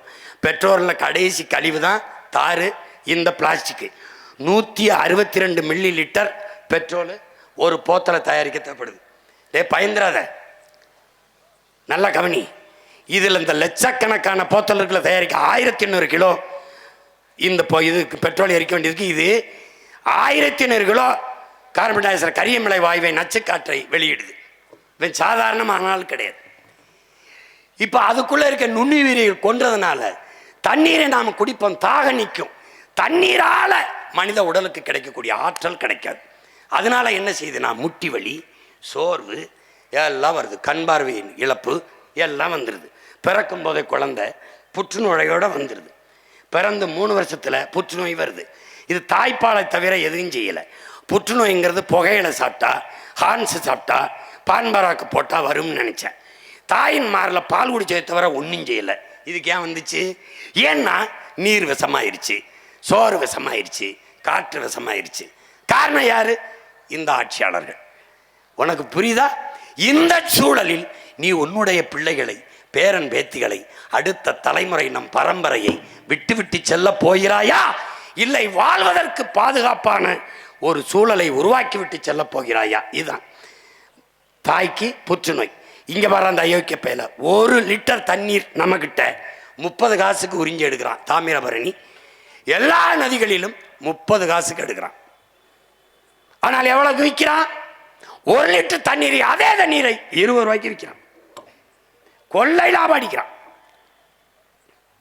பார்த்துக்க, 30 காசு 30 ரூபாய், எத்தனை மடங்கு லாபம்னு பார்த்துக்க. அதுல விண்ணூர்தி நிலையத்துக்கு வந்து தாகம்னு நீ சொன்னீன்னா 1 மடக்கு தாண்டா இருக்கும். வேணா வந்து குடிச்சு பாரு, 1 மடக்கு 20 ரூபா. இந்த இவ்வளவு தாண்டா கொடுப்பான் அப்படின்னா முடிஞ்சிடும் 20 ரூபா. நான் அப்படித்தான் கேட்டேன், 1 மடக்கு 20 ரூபா. போங்கன்னு எந்த காலத்துக்கு இப்ப 40 ரூபாய்னுங்கிறேன். துறைகிட்ட கேட்டேன், என்ன எந்த காலத்துக்கு இப்ப 40 ரூபாய்னுங்கிறாப்ல. இங்க பாரு சாமி, பாரு சாமி, இதெல்லாம் என்னென்ன சாமி? நம்ம ஆத்தாளப்பனுக்கு, அக்கா தங்கச்சிக்கு கிடைக்காத தண்ணீர் இந்த முதலாளி பயலுக்கு மட்டும் எப்படா கிடைக்குது? இந்த கேள்வியை நீ கேட்கணும்டா. எல்லா காலத்திலும் அவனுக்கு மட்டும் தண்ணீர் தட்டுப்பாடு இல்லாம கிடைக்க காரணம் என்ன?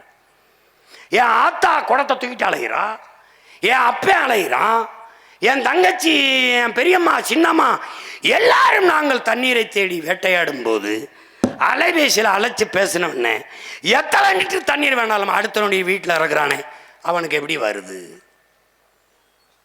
இந்த கேள்வியை கேட்டுட்டினா நீ ஏன் ஆளு, இல்லைனா நீ டிவிக்கு போக வேண்டியதுதான். பாரு பாரு, இங்க பாருடா, அழைச்சி பேசணுன்னே வந்துருதுடா. அழைச்சி பேசணுன்னே வந்துருது. கோடை காலத்தில் பாரு, நல்லா கவனியடா. டேய், கோடை காலத்தில் தண்ணி எங்கே இருக்கும்டா? கல்குவாரியில் அப்படியே தேங்கி கிடக்கிற கேடுகட்ட, கேவலங்கட்ட, எலி செத்து, பாம்பு செத்து, பூச்சி செத்து, தவளை செத்து, எல்லா பறவைகளும் கழிவிட்டு கிடக்கிற அந்த கரும்பச்சையில் இருக்கிற அந்த அழுக்கு தண்ணியை சுத்திகரித்து கொண்டாந்து வித்துட்டு போகிறான். நீ தாகத்தில் எதை குடிக்கிறோம், ஏன் குடிக்கிறோம் எதுவும் தெரியாமல் குடிச்சிட்டு வாழ்ந்துக்கிட்டு இருக்க. இதை நானும் சொல்லலைன்னு வச்சுக்க, ஒரு வயலும் சொல்ல மாட்டேன். கேட்டுக்க கேட்டுக்க, போட்டா போடு, போடலைன்னா போ. பாரு பாரு பாரு, அடே பாரு, இதெல்லாம் எதுக்கு அப்படியே வச்சிருக்கேன்? தோண்டினவனை புதைக்க.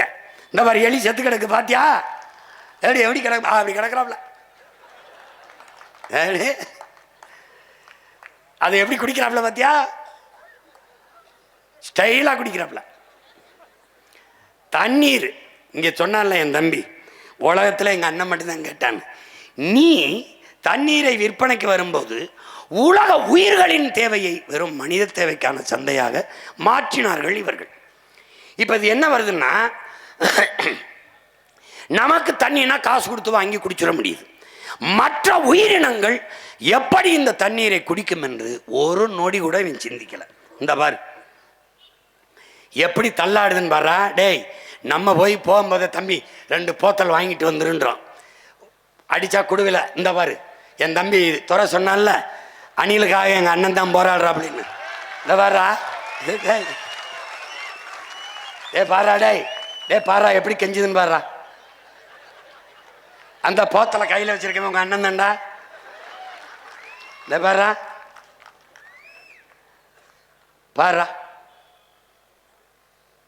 இது காட்டுறது நிறைய காணொளி தேடணும் கிடைக்கல. இங்க பாரு, இது உனக்கு ஒரு மாதிரிக்கு காட்டுறேன், புரிஞ்சுக்கிறான்னு நினைக்கிறேன். பாம்புடா, விஷ பாம்புடா, கொத்திப்புறம் கொன்னூறும் நினைக்காம தண்ணியை ஊத்துறாரா, குடிச்சிட்டு போதுரா. டே இந்த பாம்புலாம் உங்களை நல்லா இருக்க விடாரா. டே சாமி, டே இங்க பாரா பாரா, மாடு நிலைமைய பாரா, தேனீக்கள் நிலைமைய பாரா. டே தேனீக்கள் நிலைமை, தேனீலாம் செத்து போச்சுன்னா நம்ம செத்து போயிடுவோம்டா. ஆல்பர்ட் ஐன்ஸ்டீனுங்கிற விஞ்ஞானி சொல்கிறான்டா, 4 ஆண்டு கூட மானோட சமூகம் இருக்காதுன்னு. தேனீக்கள் இல்லைன்னா எதுவும் பூக்கும்டா, காய்க்காதுடா. மிகப்பெரிய உணவு பஞ்சம் வந்து சோத்துக்கலாமல் செத்து போயிடுவோம்டா. பாரா டே பாரா, இந்த சிட்டுக்குருவிலாம் பண்ண பாவம் என்னடா. இந்த பூமியில் இந்த மனுஷப்பைய வாழ்றதுக்கு எல்லாத்தையும் கொள்றான்டா. டே கொள்றான்டா. இங்கே வாரா, டே இங்கே வாரா, கொத்த வர பாம்பு தவிச்சு நிற்கிறத பாரா. பாரா இங்கே பாரா, எறும்பு பாரா என்ன பாடுபடுது பாரா. பார்த்துக்கடா சாமி, புரியுதா? இனிமேல் நான் போராட்டம், இந்த எறும்பு ஆடு மாடு நாய் நரிக்கெல்லாம் ஓட்டுரிமை கொடுங்கன்னு கேட்க போறேன். இந்த எஸ்ஐஆர்ல ஒரு திருத்தத்தில்,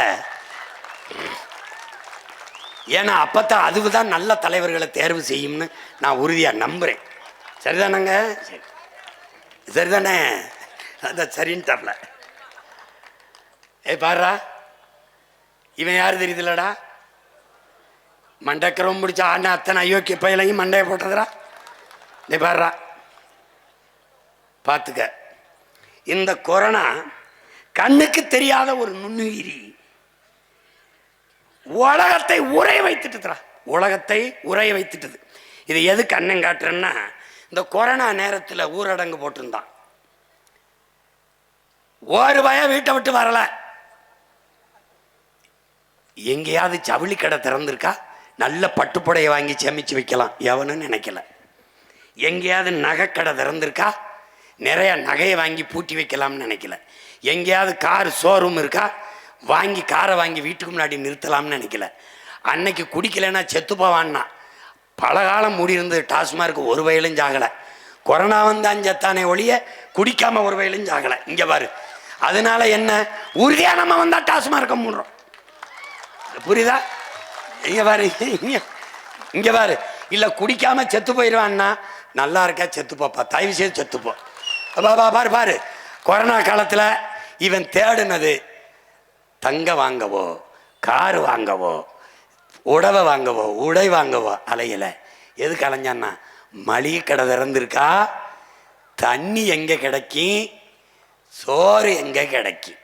இதுல கண்ணுக்கு தெரியாத ஒரு நுண்ணுயிரி உனக்கு கற்பிச்சது என்ன, எது இல்லாமலும் வாழ முடியும்.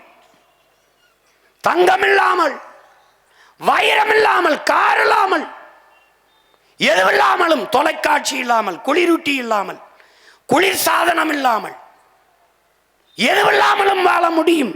ஆனால் நீரும் சோறும் இல்லாமல் வாழ முடியாது என்பதை அந்த நுண்ணுயிரி உணர்த்திச்சு. இப்ப இதை நீ பார்க்கணும். இது என்ன டெவலப், சிரிக்காத, சிந்திச்சுக்க. வளர்ச்சி. அந்த வீடு எம்பிட்டு இருக்கும், ஒரு 4-5 கோடி இருக்கும்டா வச்சுக்கடா, குறைச்சி போடும். இந்த கார் எம்பிட்டு இருக்கும், 1 கோடி. இதுக்கு பேர் என்ன, வளர்ச்சி. காரு நிறைய பெட்ரோல் இருக்கு, பேர் என்ன, டேங்க் நிறைய இருக்குடா, வளர்ச்சி. ஆனா டிக்கியில 4 உடம் வாயை பொழந்துக்கிட்டு இருக்கு, அதுக்கு பேர் என்ன, வறட்சி. இப்ப இந்த வீடை கட்டின தண்ணி நான் இல்லாம கட்டினியா, இல்ல. காரை தயாரிச்சா நான் இல்லாம தயாரிச்சியா, இல்ல. தனோ வாஸ் நான் இல்லாம ஒண்ணு நோ யூஸ். ஆனா எல்லாம் இருக்கு, பானை காலியா இருக்கு. இதில் எதுவில்லாமலும் வாழ முடியும், நீர் இல்லாமல் வாழ முடியாது. இதை தாண்டா பலாயிரம் ஆண்டுகளுக்கு முன்பு நம் மூதாதை நீரின்றி அமையாது உலகன் படிட்டாண்டா. இங்க பாடுற, அடுத்து பாடுற, காரு வளர்ச்சிடா டெவலப். இது என்னடா? எங்கூர் தான், ராமநாதபுரம். மோட்டர் பைக்கு எம்பிட்டா? மோட்டர் பைக்கு லட்சம், டேங்க் நிறைய பெட்ரோல், ஆனா குடங்கள் காலியாக இருக்குது. இதுக்கு பேர் என்ன? வளர்ச்சி. வளர்ச்சி நீர் வேட்டைக்கு கற்கால மனிதர்களைப் போல எங்களவர்கள் கற்காலத்தில் கூட நாம் இவ்வளவு நீர் வேட்டைக்கு போல. ஏன்? நீர் இருந்தது. பாத்துக்க பாத்துக்க, இப்ப தெரிஞ்சுக்க. இதுக்கு பேர் என்னடா? சமூக சமநிலைடா, டெவலப். அடுக்குமாடி கட்டடம், குளிக்க நீச்சல் குளத்தில் தண்ணீர், பக்கத்திலே தாய்மார்கள் வெறுங்குடத்தோடு குடிக்க இல்லை தண்ணீர். பேர் என்னடா? டெவலப்டா. டேய், என் உடன் பிறந்தானே டெவலப். இது என்னடா? டெவலப். இதெல்லாம் வளர்ச்சியில் வருகிறது. என் உடன் பிறந்தவனே, வளர்ச்சியில் வருகிறது. பார்த்துக்க. செல்போன் இல்லாம, ஏசி இல்லாம, ஃப்ரிட்ஜ் இல்லாம, நகை இல்லாம எதெல்லாம் வாழ முடியும். ஆனால் நீரும் சோறும் இல்லாமல் உன்னால் வாழ முடியாது. பார்த்துக்க.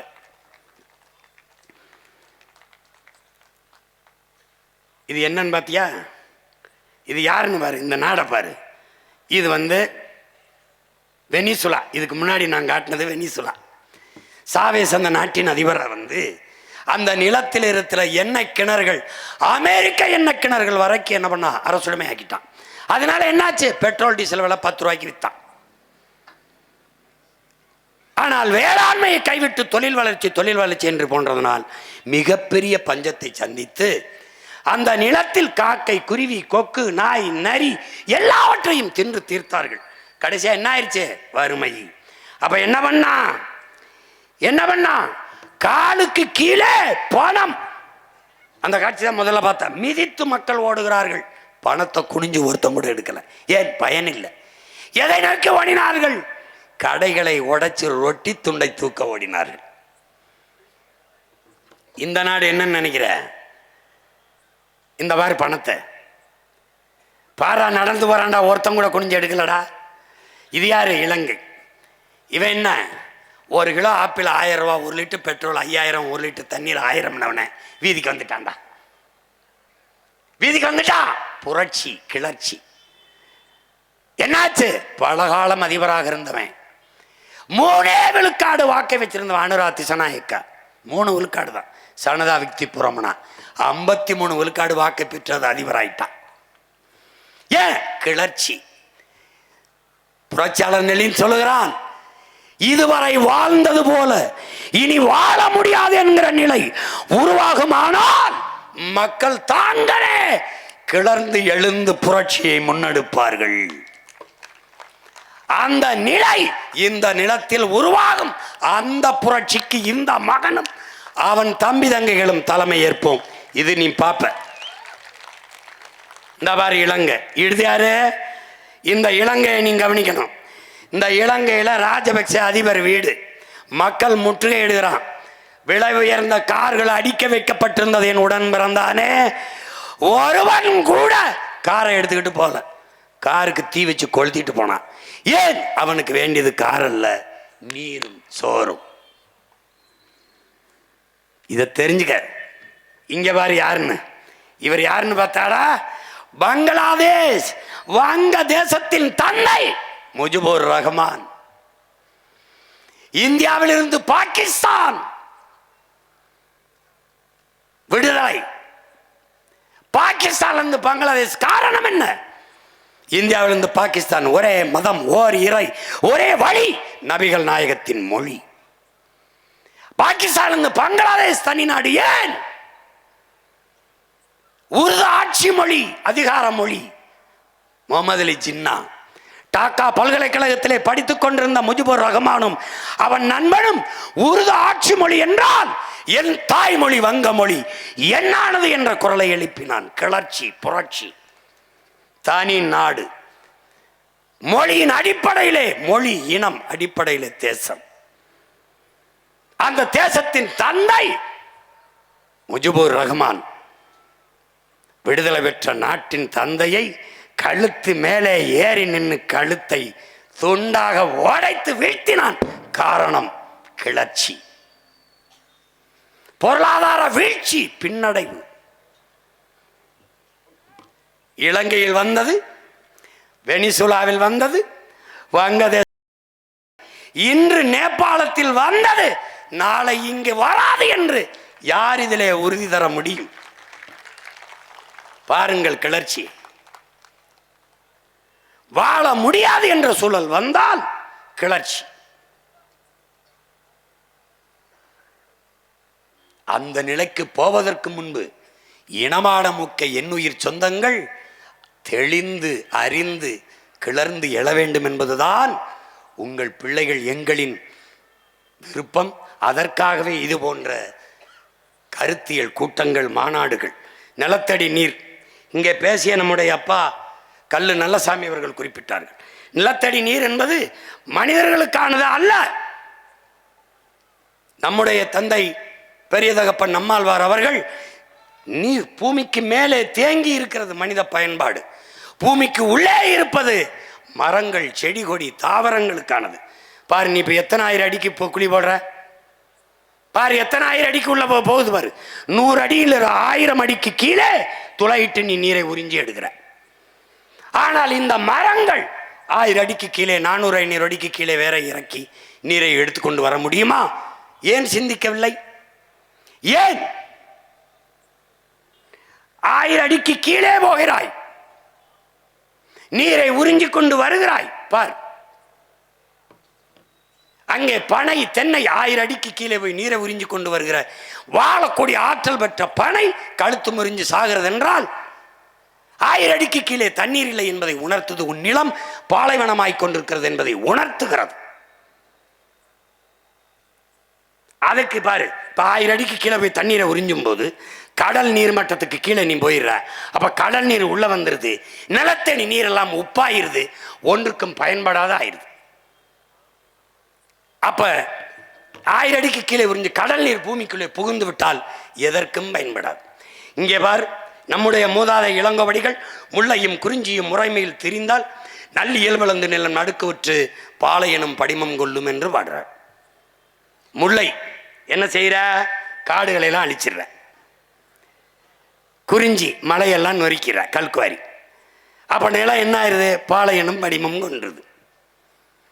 புரியுதா? எந்த உயிரினமும் வாழக்கூடிய வாய்ப்பு இல்லாது பூமி மாறிடுது. ஆக்குறது யாரு? நீதான். இப்ப கடைசிக்கு எங்க வர்றான்? இதுவரை நான் பேசினேன் அண்ணன், இப்ப நம்ம எல்லாருடைய ஆத்தா பேசுறா. யாரு? தண்ணீர். உலக உயிர்களின் மாதா, உலக உயிர்களின் தாய், எல்லா உயிருக்கும் பாலூட்டிய நம் பெருந்தாய் பேசுறா. தண்ணீரின் கண்ணீர் என்ன சொல்றா? என்னரும் பிள்ளைகளே, என்னருமை செல்வங்களே, எல்லாருக்குமாகத்தான் நான் பூமியிலே மழையாக விழுந்தேன், தூய நீராக விழுந்தேன். அதை நீ என்னவாக்கி வச்சிருக்கிறாய் பார். இது என்னன்னு நினைக்கிற? இது ஆறுல, காவிரி ஆற்றில் அவன் திறந்து விட்ட தண்ணீடாடே. பாரா ஒரு தடவை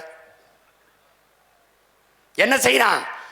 ஆலை கழிவுகளை, சாய கழிவுகளை சேர்த்து வைக்கிறான். நமக்கு தண்ணீர் திறக்கும் போது அதோட சேர்த்து திறக்கிறான். எப்படி வருது பாரு. இந்த நீரை நதி எங்கும் ஓட விட்டு அந்த நீரை நிலத்தில் பாசனத்துக்கு பயன்படுத்தினால் இந்த நீர் நஞ்சு. அது போய் நிலத்தில் படிந்தால் என்ன விளையும்? நஞ்சு. இந்த நீரை எடுத்து குடித்தால் என்ன குடிக்கிறாய்? விஷத்தை. இந்த நீரை மற்ற உயிரினங்கள், மான், யானை, புலி, சிங்கம், கரடி, கொக்கு, குயில், மாயில் எல்லாம் குடிக்கிறது. எதை குடிக்கிறது? விஷத்தை. பார் என்ன பண்ணி வச்சிருக்கா என்பர்.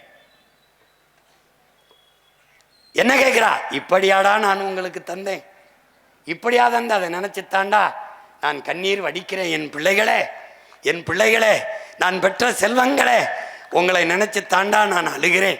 இங்க பாரடா என் மக்களே, என் பிள்ளை செல்வமே, பாரடா உன் தாயின் வயிற்றிலே, உன் தாயின் வயிற்றிலே உன்னை பத்திரமாக உன் தாயின் கருப்பையிலே தண்ணீர் குடத்திலே நான் தாண்டா உன்னை சுமக்கிறேன். பாடுறா, கையை காலை அசைச்சு இதமான வெப்பத்தில் உன்னை பத்திரமாக பாதுகாத்து வச்சது நான் தாண்டா உன் தாயின் கருப்பைக்குள்ளே. பிறக்கும்போது மகனே, என் மகளே, என்னை உடைத்து தாண்டா பிறந்தாய். அந்த குடத்தை, உன் தாயின் பனிக்குடத்தை உடைத்து தாண்டா பிறந்தாய். பிறந்த உடனேயே நான் தாண்டா உன் உடலில் ஒட்டியிருக்க அழுக்கை துடைத்து குளிக்க வச்சேன். பாரா பாரா, நான் பெற்ற மகனே பார், நான் தாண்டா உன்னை குளிக்க வச்சேன். உன் தாயின் மாறல முதன்முறை பசிக்கு பால் உடித்தாயடா, பால் நான் தாண்டா. வெள்ளை நிறத்தில் உன் தாயின் மார்பு வழியே பாலாக வந்து பசிதித்தவள் நான் தாண்டா. பாரடா பாரடா, நான் பெற்ற மகனே பாரடா, பார், உன் தாயின் மாறில் பால் நான் தான். பார்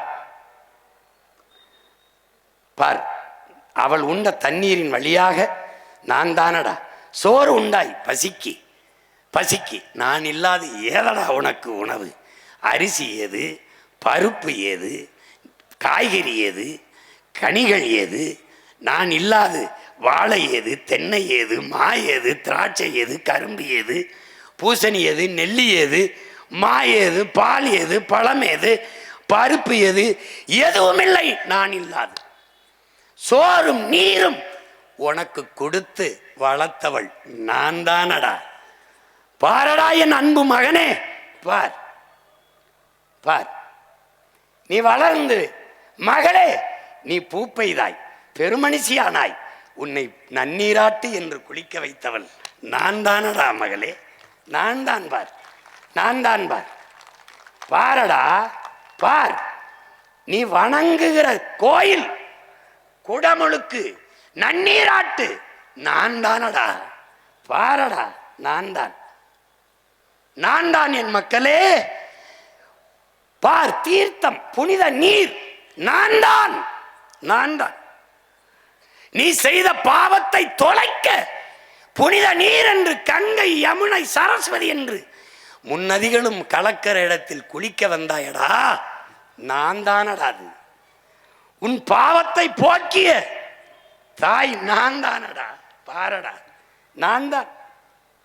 உன் பாவத்தை கழுவியவளும் நான் தான். பார், மகிழ்ச்சியில் சிரித்தாய், கண்ணீராக வழிந்ததும் நான் தான். துயரத்தை வடிக்க முடியாமல் அழுதாய், கண்ணீராக வந்தவளும் உன் துயரத்தை வடித்து கழுவியவளும் கண்ணீர் வழியே நான் தான். பாரடா மகனே, பார் பார், வளர்ந்தாய், வாழ்ந்தாய், வாழ்ந்தாய், இறந்தாய், நான் தானடா. பிறந்தாய், குளிக்க வைத்தேன், இறந்தாய், நான் தானடா குளிக்க வைத்தேன். உன் இறுதி பயணத்தை தொடர்ந்தாய், பிறக்கும் போது பனி குடத்தை உடைத்து வெளியே வந்து பிறந்தாய், இறந்த போது குடத்தை உடைத்து உன் பயணத்தை தொடர்ந்தாய். பாரடா மகனே, புதைந்தாய், புதைந்தாய், பூமிக்குள் இறுதியாக புதைந்தாய். உன்னை மூழ்கி உன் சவக்குழியை மொழிகியவன் நான் தானடா மகனே, நான் தான். பார், உன் சமாதியை எரிந்தாய், எரிந்தாய், எரிந்தாய், சாம்பலானாய், என்னில் தானடா உன்னை கரைத்தார்கள். பாரடா என் அன்பு மகனே, பாரடா என் அன்பு மகளே, என்னில் தானடா நீ இறுதியாக கரைந்தாய். தாய்ப்பாலை, தாய்ப்பாலை யாராவது வியாபாரம் செய்வார்களாடா பிள்ளைகளே? என்னை எப்படிடா உங்களுக்கு விற்கலாம் என்று எண்ணம் வந்தது? எப்படியடா, எப்படியடா என் பிள்ளைகளே, எப்படி எப்படி என்னை வித்து பிழைக்கலாம்? தண்ணீரும் தாய்ப்பாலும் மலிவாக கிடைப்பதனாலே இந்த மானுட பதர்கள் மதிப்பதில்லை என்று உங்கள் கவி பேரரசு வைரமுத்து படிச்சனதை படிக்கவில்லையா என் பிள்ளைகளே? தண்ணீரும் தாய்ப்பாலும் மலிவாக கிடைப்பதால் மதிப்பற்று போய்விட்டதா மானுட சமூகத்தில்? காலடியில் மிதிபடுவதால் பூமியின் மகத்துவம் தெரியாத மக்கு பிள்ளைகளாடா நீங்கள்? என்னரும் பிள்ளைகளே, பாருங்கள், இப்படி ஒரு நாள் நான் மறைந்து வறண்டு இல்லாது போனால் என்னரும் செல்வங்களே உங்கள் நிலை என்னடா? நிலம் வறண்டு, ஏரி குளம் வறண்டு, மரம் மட்டையெல்லாம் பட்டு வாடி நீரற்ற நிலமாகி சோறும் நீரும் இல்லாது எப்படியடா என் பிள்ளைகளை வாழ்வீர்கள்? எப்படி எப்படி வாழ்வீர்கள்? பார், நீருக்கும் சோறுக்கும் நீங்கள் கையேந்தி நிற்கிற நிலைமையை பார்த்துத்தான் உங்கள் தாய், உங்களை பெற்றவள், பல கோடி ஆண்டுகளாக உங்களுக்கு நீரும் சோறும் கொடுத்து வளர்த்த தாய் நான் நான் நான் என் அன்பு மக்களே கண்ணீர் வடிக்கிறேன், கண்ணீர் வடிக்கிறேன். இது தண்ணீரின் கண்ணீர் அல்ல என் பிள்ளைகளே, உங்களை பெற்று பாலூட்டி வளர்த்த தாயின் கண்ணீர் என்று நம் தண்ணீர் தாய் கண்ணீர் வடிக்கிறாள் என் உடன் பிறந்தார்களே. பாருங்கள் பாருங்கள், இங்கே பார், உன் பாட்டன் உன் தாத்தன் அருவியிலே ஆறிலே நீரை குடித்தான், உன் அப்பன் உன் பெரியப்பன் ஏரி குளத்திலே குடித்தான், கிணத்திலே குடித்தான், நீங்கள் போத்தலிலே குடிக்கிறீர்கள். வருங்கால உங்கள் பிள்ளைகள் எதை குடிப்பார்கள்? நான் பெற்ற மக்களே பாருங்கள் பாருங்கள், ஒரு சொட்டு தண்ணீருக்கு எதை குடிப்பார்கள்? ஒருவேளை மூத்திரத்தை குடிப்பார்களா? மூத்திரத்தை, அந்த மூத்திரம் கூட எண்ணெயை குடித்தா தானே என் அருமை பிள்ளைகளே வரும் வரும். பார் பார்,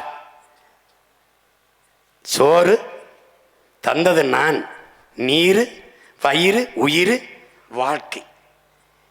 நன்றாக கவனி, நன்றாக கவனி. நீர் சோறு வயிறு உயிர் வாழ்க்கை எல்லாவற்றையும் தந்தது நான் தான். என்னை ஏன் என் பிள்ளைகளை மறந்தீர்கள்? என்னை ஏன் மறந்தீர்கள்? ஏன்?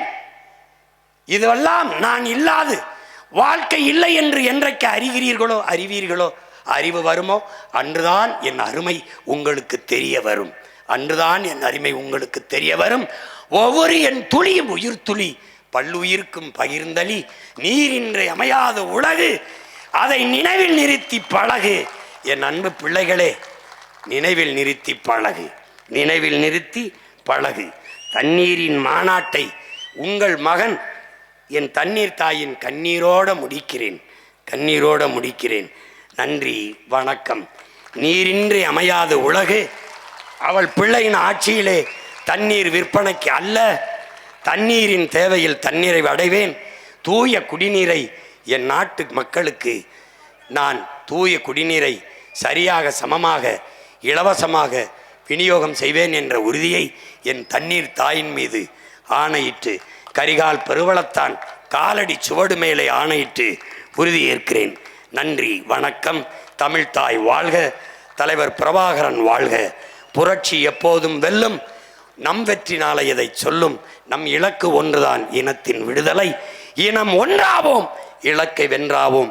தமிழ் தாய் வாழ்க, தலைவர் பிரபாகரன் வாழ்க. நாம் தமிழர்.